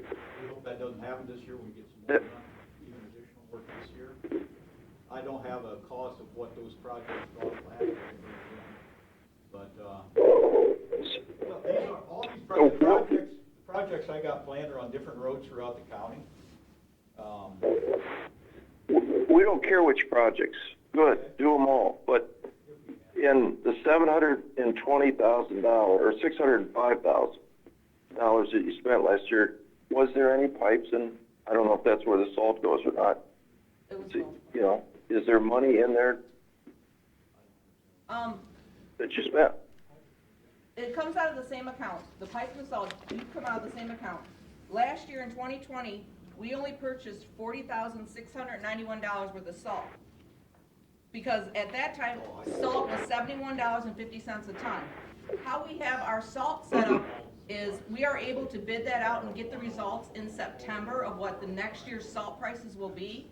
So when we bid this out September 19th of 2020, and it came in that our salt prices for this year are only $41, we held off buying any salt for the rest of the year because we knew it was a huge savings. Now going forward, we feel $41 a ton of salt is a good price, but come September, we'll know if it jumps up, and if it jumps up, our contract says we're not locked into a certain tonnage. So we can stockpile, hopefully in our new salt barn, as much salt as it will hold and save dollars that way. So that's how the whole system works. How much will that hold? How big, literally, how big could that be? I don't know how many tons. I know, I think Tim and Jack were talking, they wanted to size it to hold 2 years where, to push it against stockpile. a price increase. Where we know it's coming, we can go ahead, we can fill that up and not get socked, because we've seen, salt prices have been up and down all over the place. You guys, I think the question we're asking, and we see this in everywhere else that buys supplies, is you did so much last year. The project it doesn't matter so much. Every year you're gonna do some pipes, some catch basins, where they are. You may have an exceptional year where, oh my God, we're doing this huge project. But what happens is people leave the money in their budget. They had a big project, so one year they spend this much money, but one year they spend this much. And then next year they want this much money, even though the average year they only spend this much. So that's what we've really started listening into that, and that's the question Pat's asking. Our organization's not a basic cookie cutter organization like everybody else. And we have the same problem with DOEs. Yeah, and with drainage, every year we have different Ken can tell I you. put together, I just put together projects. I'm asked to put together projects each year. Sure. And I'll go out and estimate all the money. I'll estimate the job, the materials that we need, and I'll turn them in back for our budget. So that's what I've got here. I've got some projects that were not funded before. I got some that weren't done last year to bring forward. So, maybe like next year, we get it done, and maybe we might not get them all done, but maybe we can buy the materials for next year. If prices continue to go up. So then next year, I already have the materials on hand, and you'll see that number come back down because I've got the materials bought ahead, and that spike that you saw last year might necessarily mean that I got all the projects done. But with the money in there, I was able to get the materials ahead of time to get it done the following year. And I understand, but I think what Ed would tell me is, this is a historic average, and you're asking for $189,000 above the historic average. The base budget was 300,020, and they wanted, the request was for 100, almost 190,000 on top of the 3, so it would have went up to 490, so. And we looked at the actuals for the last couple of years, and that's how we came up with a lower number, and that was the basis. There was a question earlier about the capacity of the salt, just to, so I don't lose that. I was told it would have like a 6,000 ton capacity, was what they were shooting for. 6,000. Ton. I have no point of reference for that. Is that like 2 of the salt, what you got back there, 3 of those, 4 of those? Okay. So, Ken, yes, what we would need is, to get this, our brains wrapped around this, this is what we did last year, whatever got us the 300,000 number. And this is why I'm asking for this increase this year. Once we have an answer to that, makes sense. One of the other things that I did Right. some of this on is with the thought of having 2 crews rather than 1. That's why they requested the additional mini excavator. So we put 2 crews at work, so we can kind of decrease that project. I'm not going to say double it, but we can increase it by quite a bit, and I want to make sure that we're able to do that. And that's fine. Okay. Just let's get the answer so we can get our brain wrapped around that, and then probably it's not a big deal. Hey, guys, any questions? AC recycle. No, I think you're, Go ahead, Pat. Go ahead. well, is this to get the AC out of the trucks, He's moving on. the air conditioners? We're going to share with vehicle maintenance. They're gonna share it, so we're good there. Deco employee inspection.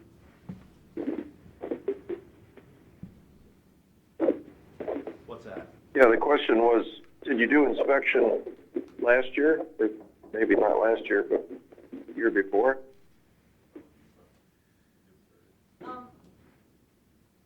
With the deco inspections, we hire Pat Kelly through it, but we have to hire him through a deco now. We used to be able to put him on as seasonal in years past, but due to his age, his retirement benefits, that type of stuff, he cannot be a county employee anymore. So we hire him through a deco to do our inspections on our bridges and roads and stuff.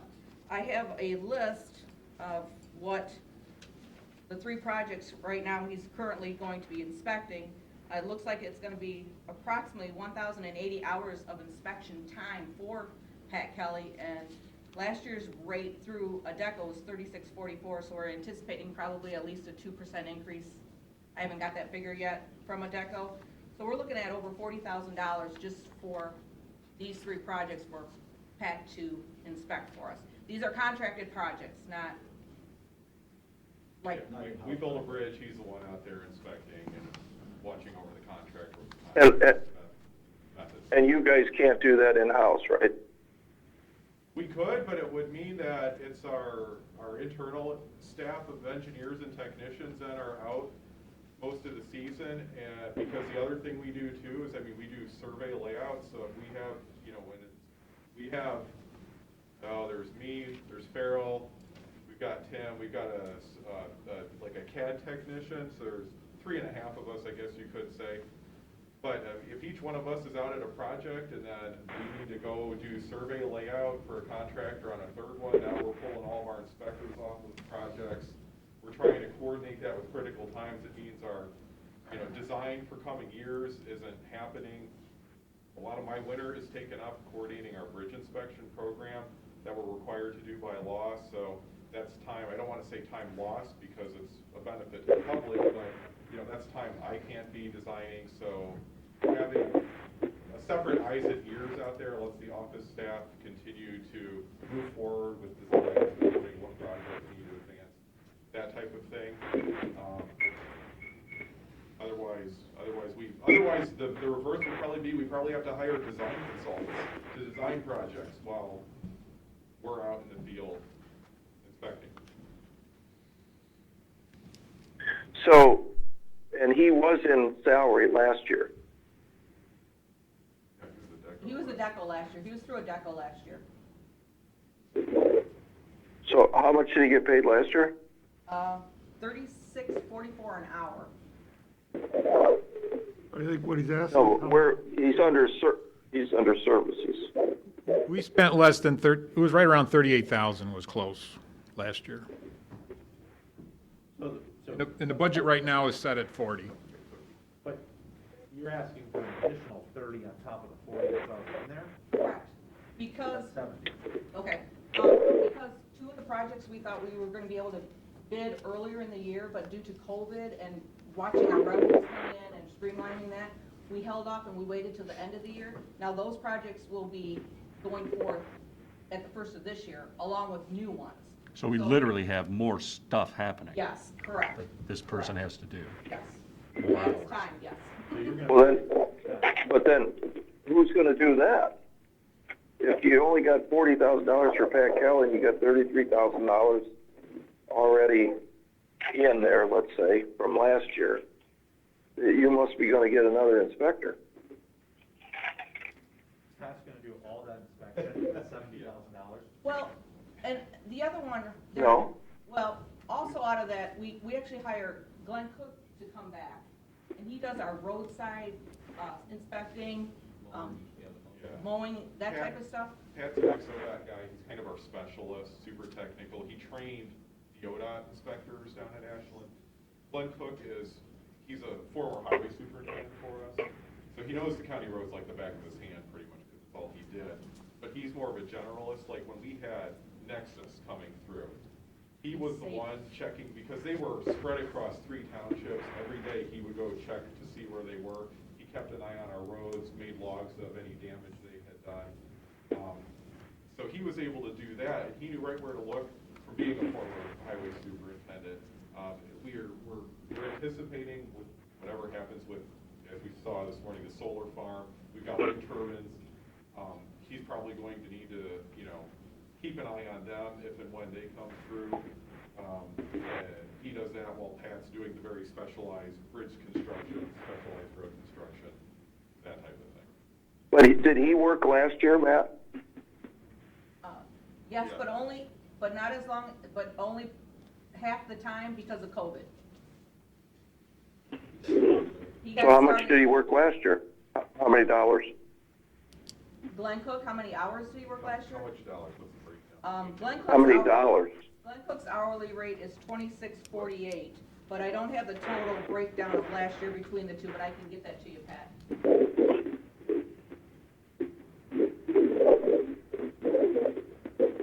Well, Matt, help me out here. I mean, well, all we're saying is if the guy was there last year and he's gonna work some more, you should ask for the difference, right? Not double it. That's how we get budget creep. Yeah, we were down artificially last year, as Denise said, because our one inspector, he didn't start working until later in the year, because, let's face it, they're both older, so, they were staying away from everything. And then our construction season 2 was down a little bit too, for Pat Kelly, just while we waited to see what the financial effects of all the coronavirus related stuff was. So I think the question is, next year, are you gonna need $70,000 for those guys, or are you gonna need $40,000? Well, it's dependent on how many projects we're gonna do next year. I hate to say that. I know it's a vicious cycle, it's a big circle. It's like we're running into the salt and you know, if we have a lot of projects, you know, a lot of bridges or something like that, Pat Kelly's time goes up as the dollar amount the following year. You know, we have just a couple of bridges, maybe one, not as much on the roadside of thing, it drops down. So it really is a year to year cycle.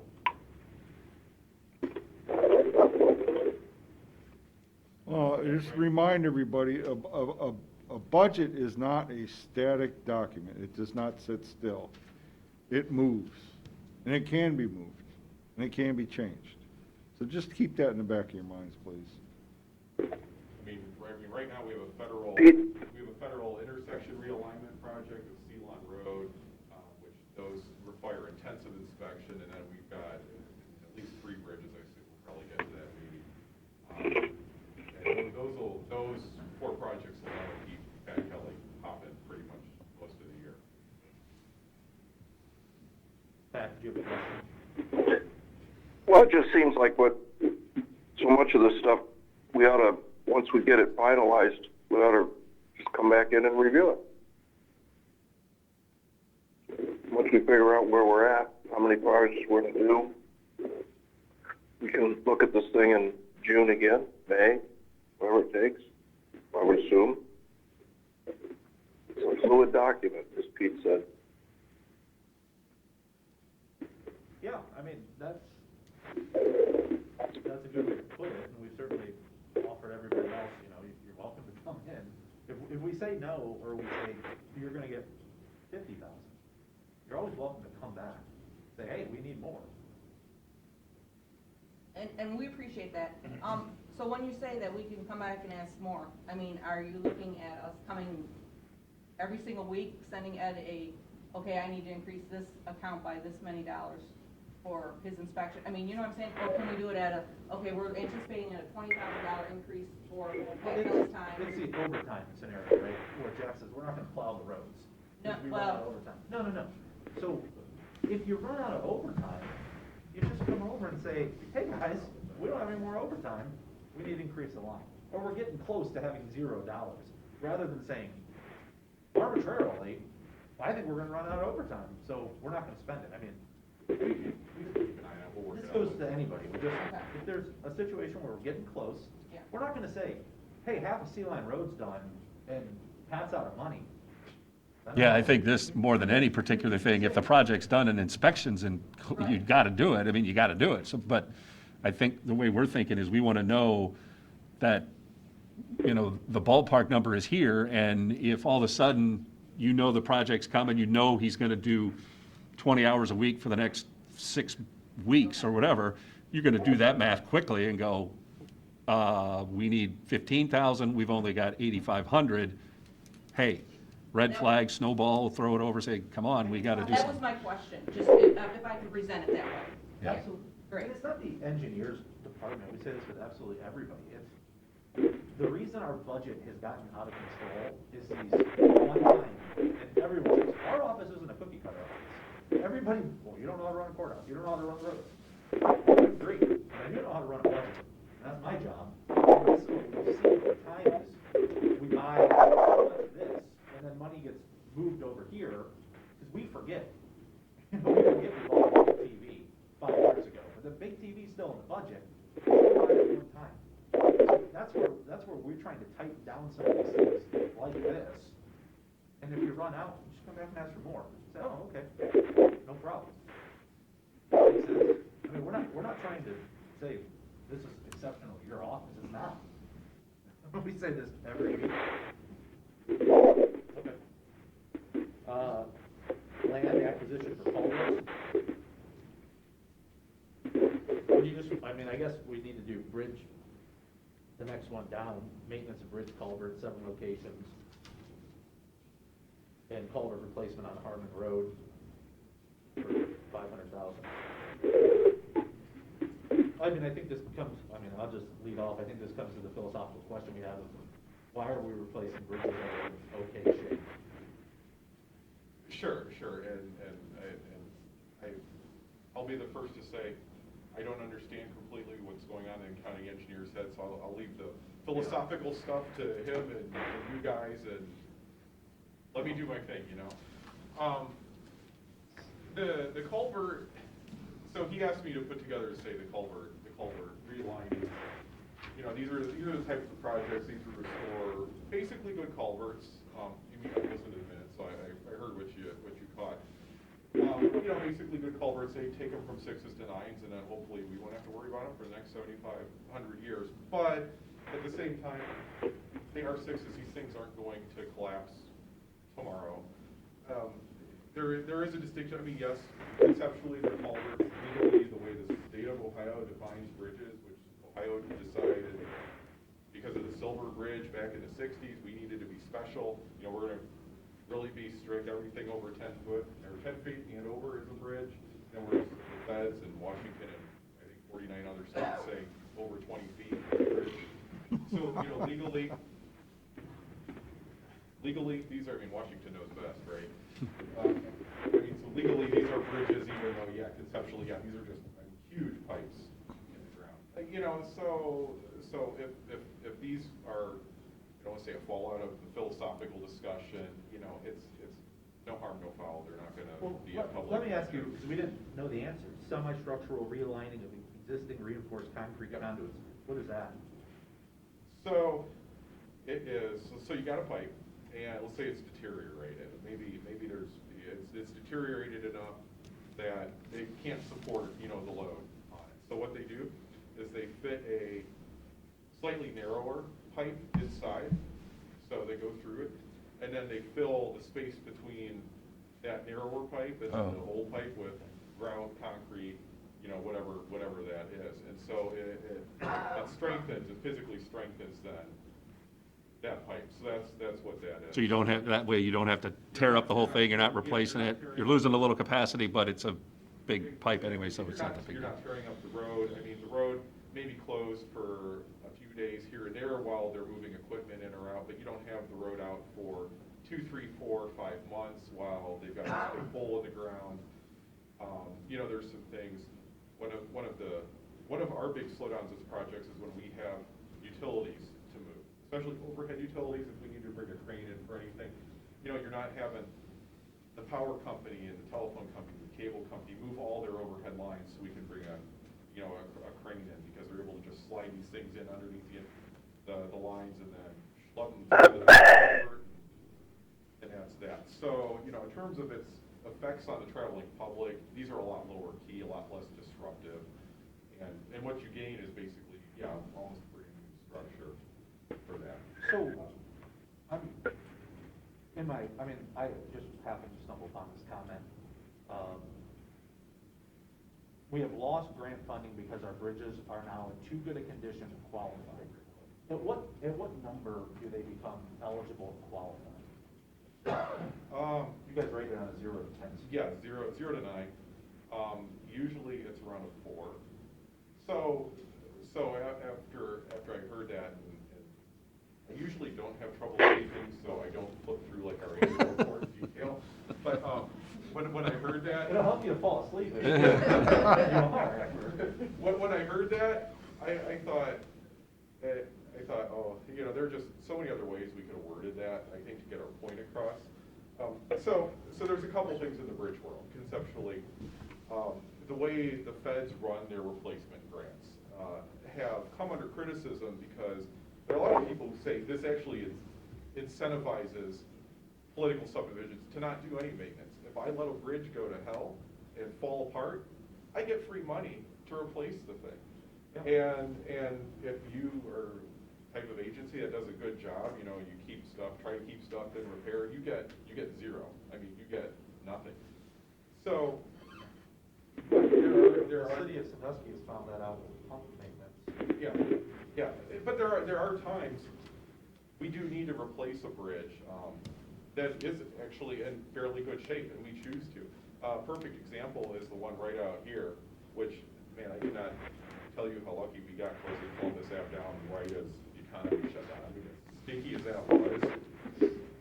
But right out here, that was a double arch. It was built in 1886. 87, structurally, it was in fine shape. There was really nothing wrong with it. I mean, for a 130-year-old bridge, I mean, it was in a lot better condition than you think. It was rated a 6, but we replaced it. Why? Well, we replaced it because in 1887, they had no clue how much water, went down Pipe Creek. They had no way to calculate it. They could guess. We have a lot better methods now.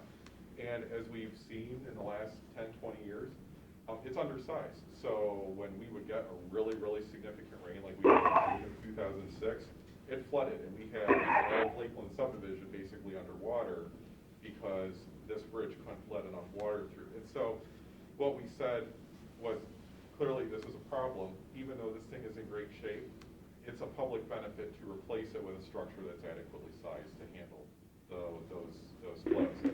We have bridges where were built in the 40s, 50s, 60s. Design standards were different.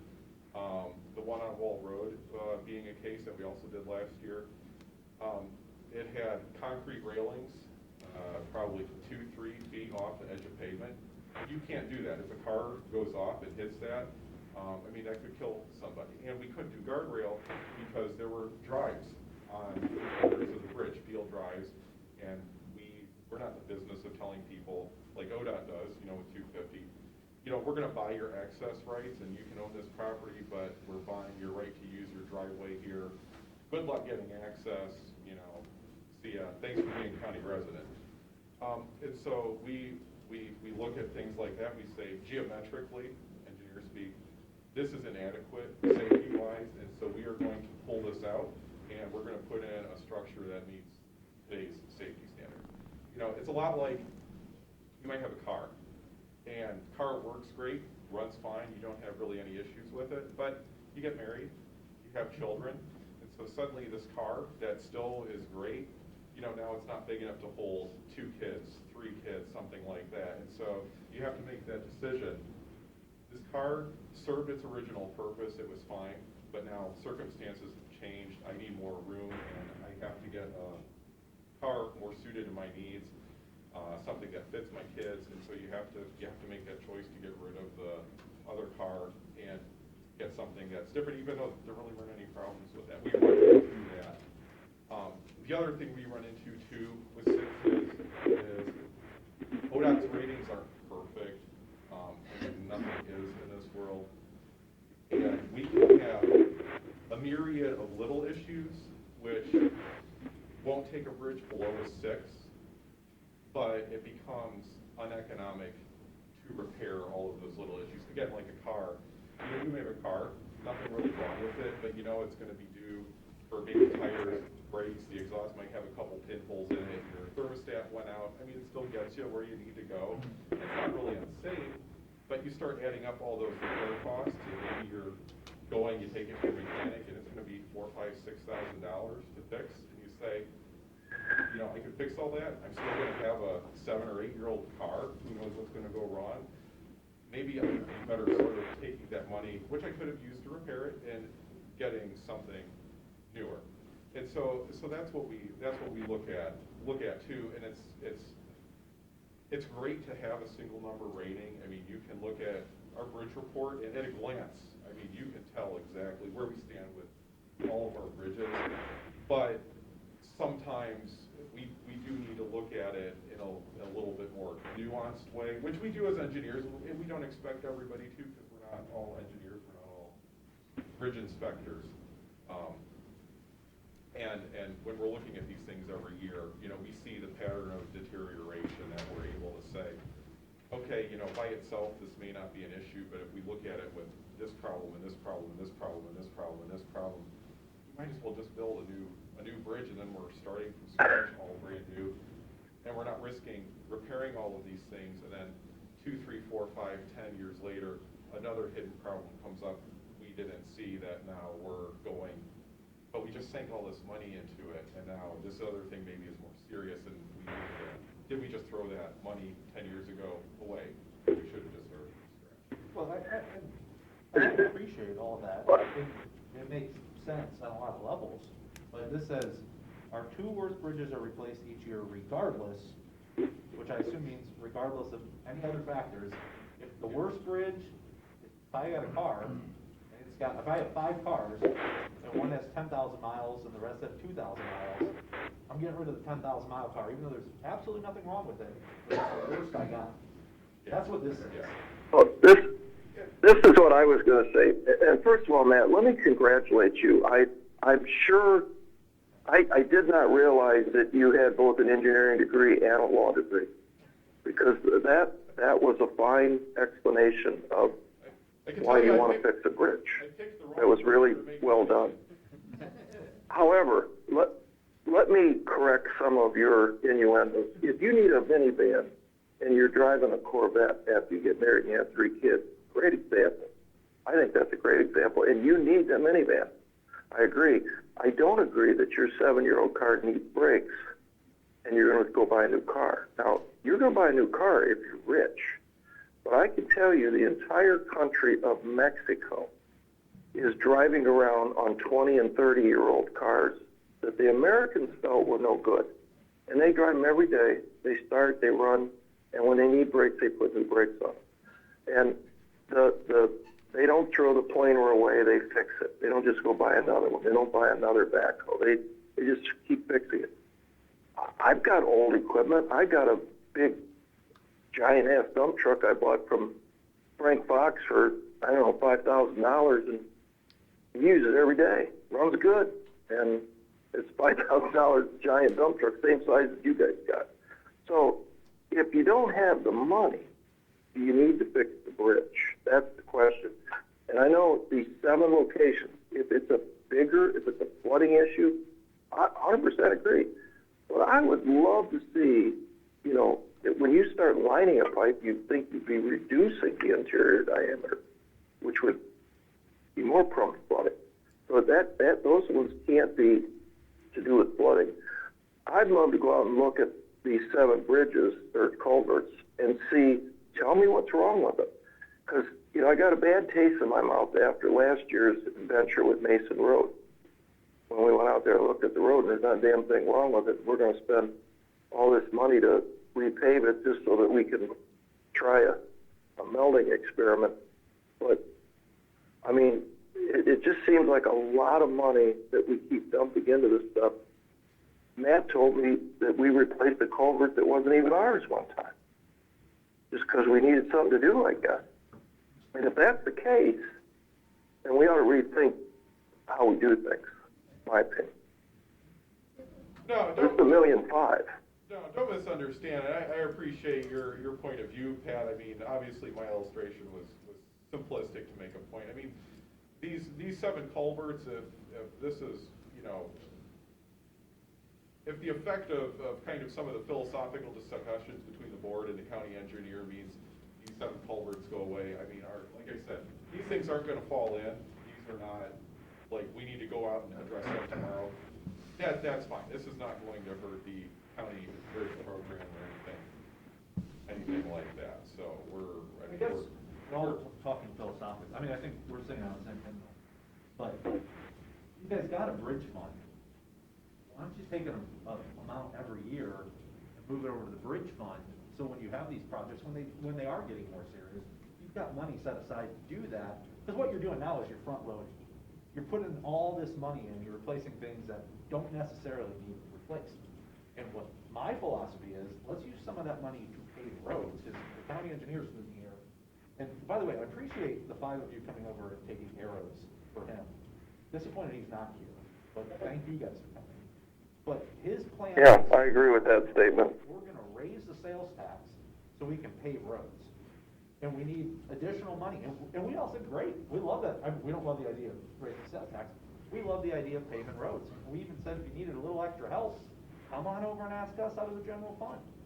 No, if I don't get it my way, I'm not doing it. But what we're seeing here, and again, I'm not addressing you guys, I'm just making a statement. We got the money to do that.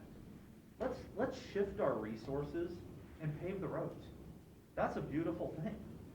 I think we can do it without raising sales tax. We got additional gas tax money.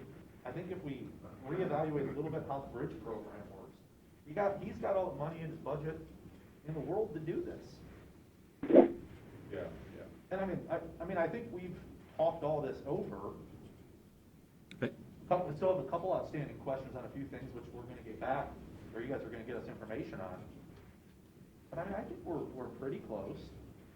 Yeah, I mean, I'm not losing any sleep over those 7 words. And I appreciate the irony that we ultimately are the authority in regards to the allocation of the funding, and I'm certainly not an engineer. If I drive on it and I don't lose a hubcap, I'm good.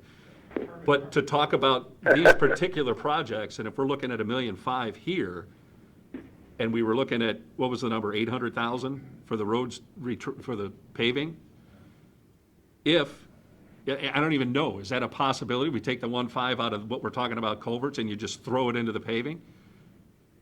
Is that the kind of thing that's a possibility to do? I mean, I don't know. I mean, and whether or not we truly consider that as an option? Yeah, I mean, we want to spend the money on our public highway system. I mean, roads, bridges, it all gets people from point A, point B, so that's where we are in agreement with you. We want to see the money go to benefit the traveling public, benefit the taxpayers, not just of Erie County, but everybody who comes to Erie County. Because we have a lot more people here in June and July and August and on weekends through October. Hopefully, if Cedar Point can, open up this year, that it benefits more than even our residents. Yep. So, I will say, if I may address your one point about the 2 bridges on every 70-year cycle. I think, though, again, I'm not the county engineer, but I do think I understand the logic. And if I may illustrate with another point, it's kind of to avoid sort of what I think DOES is having to now realize with the sanitary sewers and the inflow. The DPA is saying, hey, it needs to be eliminated.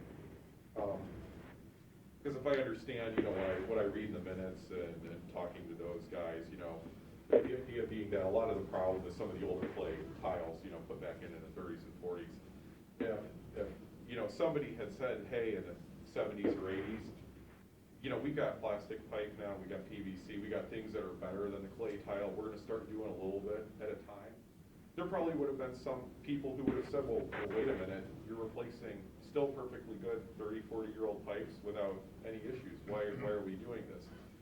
And it's, with that idea of preventing a future problem down the road, and now, the county, thanks to the EPA, is looking at, $30 million kind of gap, a hole, trying to fill, whereas if things had been done maybe a little bit differently, 30, 40, 50 years ago, that might be quite a bit smaller. We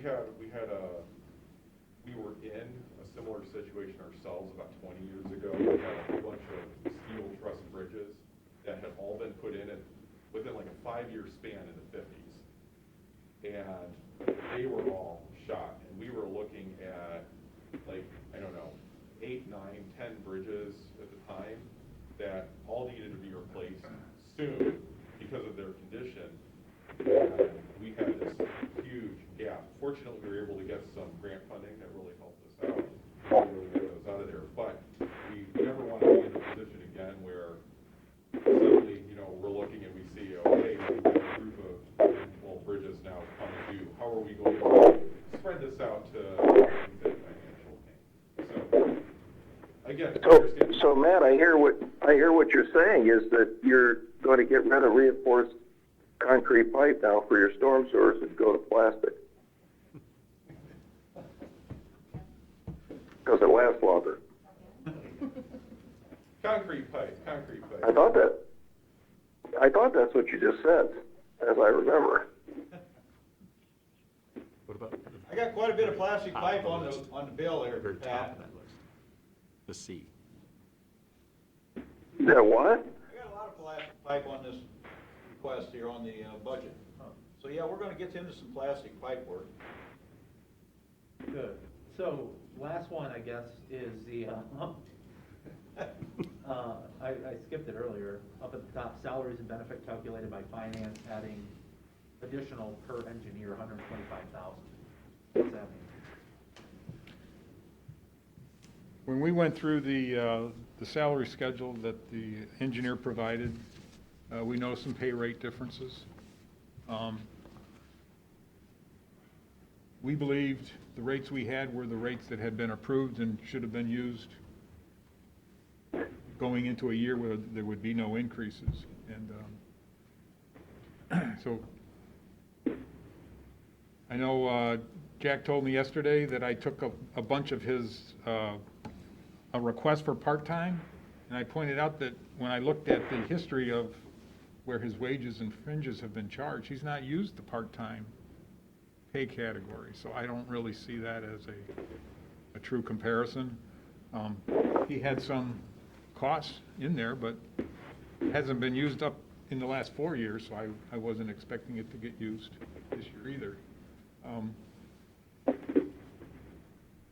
The road workers, pretty much the only thing that we didn't really agree on is the overtime, I think is a big. I think we've addressed that. And we've talked about that. Can I just mention one thing about the bargaining unit employees' rates? Just one thing. It's per contract, and our employees could earn up to 6 different pay rates per day. My EO1s could have 6, my EO2s could have 4, my EO3s could have 2 per day. Now, when we do the wage sheets, he uses their basic EO1 rate. And as Eric can testify, how many times do they actually work EO1? They're normally working EO2 rates, EO3 rates, temporary foreman. So their rates are higher than what it's calculated on with these wage rates sheets. And, it's all per the union contract. So that's kind of where a lot of this misunderstanding number-wise is coming from. But it's just something we need to address in the future when we look at these, what the potential wages could be, salary could be for the year. We really should start using what their highest potential rate they could earn per day, per employee. I saw the same thing. We're just taking a historic average, right? I mean, and again, we're gonna meet the obligations of the contract. If everybody's working in the highest classification and we blew the budget, it's a no-brainer. Of course we're gonna meet the obligations. So, but I mean, we're budgeting a historic average. If we beat it on the low side, good. If we miss it on the top side, that's okay. I mean, we're just budgeting an average. And I know we can come back and ask for more. I completely, I understand that. I mean, we're still, the budget for this year is in significant excess of the budget last year, plus there's a request for 125 more. We do have an engineer that is actually taking his PS test, surveying test, next week, and we do have an agreement with him to increase his salary once he passes and gets his PS, his surveying license. So that, we do have that in place, should he. So we're not hiring anybody to replace Dave Williams, right? We currently have a job opening posted through CEAO's website for a surveyor. And that is built into the budget. I thought we already, Yes. Yes. we already have a surveyor though. We have one right now. Jack. So do we need 2? Yes. Okay. I just told out Three, and actually. be a surveyor. We just had this conversation at CCAO about, the requirement of the engineer to have a surveyor's license. How about just have Jack go do the surveying, rather than hire an additional surveyor? I mean, that's why you have an elected prosecutor who's a lawyer, so he can go to court and do the work. You have an elected sheriff who's a police officer, so he can go to work and arrest people and enforce laws. But you got an elected engineer who has to be a surveyor, who I don't think is doing a heck of a lot of surveying. I know he did one road vacation. No, he does approves all the surveys. Not approves. He goes out and does the survey. You're talking surveys. Yeah, he can do it. Let's get him out there. He'll help Ken. Ken and Jack can drive around and do the survey. Ken can be the pole guy and Jack can be the surveyor. Just want to get the young guys out of the office, huh? Exactly. Well, it's get the experience out there so it's done right the first time. I mean, in the past few years, we actually lost 2 of our surveyors. Yeah, we had 2. We had 2, actually, we lost. In addition to Jack. Yeah. Well, how So, much surveying is Jack? physical surveying out in the field? Yeah. No, he's responsible to sign off on the survey, so the surveyor's working under him and stuff, so he's responsible for the stuff that comes through the office. And that's basically what his surveyor license is for, his responsibility, he understands what his workers are doing. Well, I was told, People that But- survey. well, no, I was told the reason we have a surveyor is because in 1803, when the state was founded, which yesterday was his birthday, or 2 days ago was his birthday, by the way. So the first office they decided to make was that county survey. This is good history lesson. And it wasn't until the 30s that we put in the requirement to have an engineer, because the theory was you're going to have important people like a coroner, a sheriff, a recorder, and a county surveyor. Those were the offices that came first. And the surveyor was gonna go out and do the surveying, not, we don't need a surveyor to supervise surveyors. We don't need engineers to supervise engineers. You only need one. They all got licenses. That's why you get a stamp. You put your stamp on it because you're the surveyor. So when, we don't have. And Dave Williams, We don't have Kevin. yeah, he signed everything. Hire lawyers to defend cases for him. We use Kevin Baxter. That's why we have a lawyer in that position. Again, you guys don't have to answer this question. This is state. But I just think it's interesting that we're, I mean, you know, I use the line. Why do we have an engineer to hire engineers? If we're paying somebody to be an engineer, let's let them do the engineering. And then I got yelled at in another county because I said that, and they said, no, we are oversight engineers. Oh, I guess I'm dumb and didn't realize that. I thought you were an actual engineer with a stamp. Oh, I am. But all you do is oversee engineers? Oh, okay. Daniel could do that. I mean, if someone puts their stamp on a project, they're an engineer. The state of Ohio gives me a driver's license. It doesn't say how good of a driver I am. They say, I meet the base requirements. You can drive on my roads. My barber gets a little license that says you can cut my hair. I don't need it. Doesn't do a good job. He does a good job. I don't do a good job. That's why I picked COVID haircuts.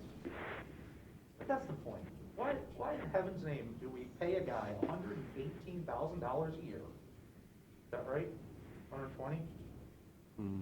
To do, and he's gotta be a surveyor, but he ain't doing any surveying. 111.5.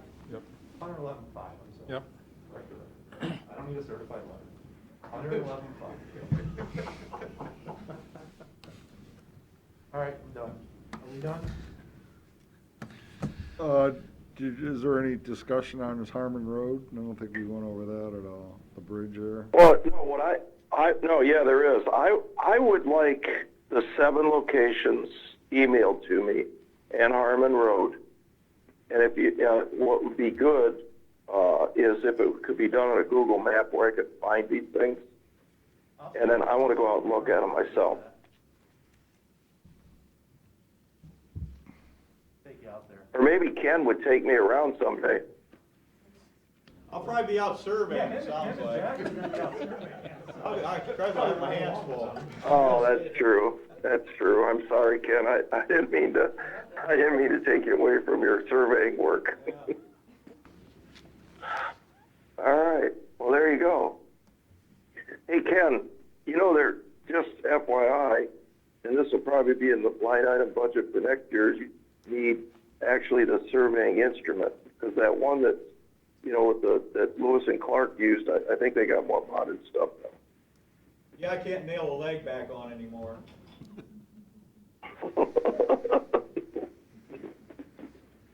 So you guys know what to send to us. We'll get it done. Okay. We'll get it. We'll. I guess I would maybe say, when we talk about that resurfacing list, make that as big as you can, prioritize it. I'd rather see $10 million worth of projects on that prioritized We can do that. to give us more options and stuff. Hey, not car and jet. Yes. Nice as that is on our, anyway, are we done?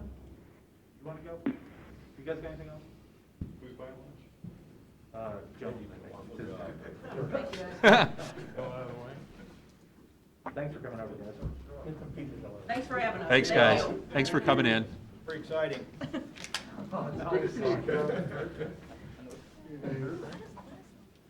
All right, we've got the. Okay. Thank you, sir. I have what's known as the IBNR report. This is regarding our health insurance plan. IBNR stands for incurred but not reported. Whereas as accountants would love to say, it's an accrual. All right? It's something you've essentially committed yourself to, but you haven't spent the dollars. So, you know, as we are self-insured, we have to have a, what the hell those guys called? Actuary come in and make this calculation for us. We get this done every year. If you go to the report, their page 4 is essentially got the numbers. All right, so according to these numbers, for the year ending December 31st, 2020, if we stopped our plan, we would still have to spend $1,924,682 to finish out all of the claims on that plan, okay? That's what they're trying to measure here. So they're saying at a minimum, your fund reserve needs to be that $1,924,682. They actually show 2 years worth of this, and they do an average. And then down below, the second box from the bottom, they would show our actual fund reserve number. So we have got about a $6 million excess based on these numbers. So their calculated number is that, doing their averages and figuring all that stuff out, is that 1.8. Well, that's a 2-year average. Right, But but you're, again, you know, you're a year behind now. I mean, Right. we're already into 21. Right. So that 1,924,682 is likely to go higher as we go forward. But when you compare that to the cash we had on hand, $7,951,250, like I said, there's about a $6 million difference there. So again, we're doing very well with our health insurance. That's essentially the nature of this report. Well, and I would note, in the 4 years that I've been here, we haven't had an increase for the employees for their health insurance, right? That is true. I mean, that's a good thing compared to what virtually every other Exactly. entity in the world is doing. It's unheard of. I mean, it really is. I mean, that's, Pretty much. I mean, I hate to say it, but I mean, to get there, we had to kind of overshoot, which we had to kind of correct. But, man, we're still doing really good with that. But I think by now we'd be seeing kind of a downhill slide. It's slowed down. well, I But- think we've also but- made a philosophic change to move people into the HSA. which Absolutely, yes. Really help people make good decisions about their healthcare and, you know, we've incentivized a lot of things to make our workforce healthier, and it's given them, it's put a financial incentive for them to do that, and it's worked out. Yeah, it has. Let's keep rolling. Yeah, I mean, our first 2 months this year are positive, so. Big time. And you know, And that's usually when you are, because then you're into the deductibles and, Right. you know, for an HSA, you're still on your high deductible. So, yeah, your first several months of the year should be pretty darn good, even though, when you think about it, a lot of people, well, I don't know about, I won't say a lot of people, but I'm sure there are some that are out there say, oh, you know, hey, I'm really close to my deductible, why don't I get this thing done in December, and you know, I don't have to pay very much of it. And you'd think, okay, if it's December, then we're gonna see that bill in January, February. Well, January, February were very good months, so that's kind of a good sign. and the term benefits doesn't get lost, because when we talk about all this budget, salary and benefits, the benefits package part of this, it's unheard of. And coming from the private sector, goodness gracious, to not Yeah. have any increases in health insurance and keeping the cost as low as it is. Yeah, I mean, tremendous. again, we kind of overshot it, because that's kind of the tendency when you get behind it. This is not the first time Erie County with its self-insurance health plan has got behind and had to make a big change. This is the second or third time you've had to do it, and then you typically overshoot it. But my point is that I think we've done really well, even though we have done that, and it's lasted. Like you said, Commissioner Old, is that we've made some changes to incentivize our employees to get healthier, and we are seeing the benefits of that. Reflected in your, not getting a chunk taken out of your paycheck. Yeah. Increase every, I mean, which, you talk to people Oh. all over, and it's huge. Yeah, they're every year, taking more out of my check, taking more out of my check. Yep, What else you got? that's all I got. Resolutions? First, motion to appoint Fiscal Administrator Hank Soloway as an alternate to the Tax Incentive Review Council. Second? Mr. Schaffner? Yes? Mr. Old? Yes. Mr. Shenigo? Yes. Motion to award a bid for mowing on designated roads in Erie County to Thompson Interstate. Second? Mr. Schaffner? Yes. Mr. Old? Yes. Mr. Shenigo? Yes. Move for adoption resolution of Board of Commissioners for the purpose of entering into an agreement with Thomas Duza. Second? Mr. Schaffner? Yes. Mr. Old? Yes. Mr. Shenigo? Yes. Move for adoption resolution, Board of Commissioners, for the purpose of authorizing payment to Applewood Centers Incorporated for payment of services provided to Family and Children First Council. Mr. Schaffner? Yes. Mr. Old? Yes. Mr. Shenigo? Yes. That's all I have. Is that it? Motion to adjourn? Second? Mr. Old? Yes. Mr. Schaffner? Yes. Mr. Shenigo? Yes.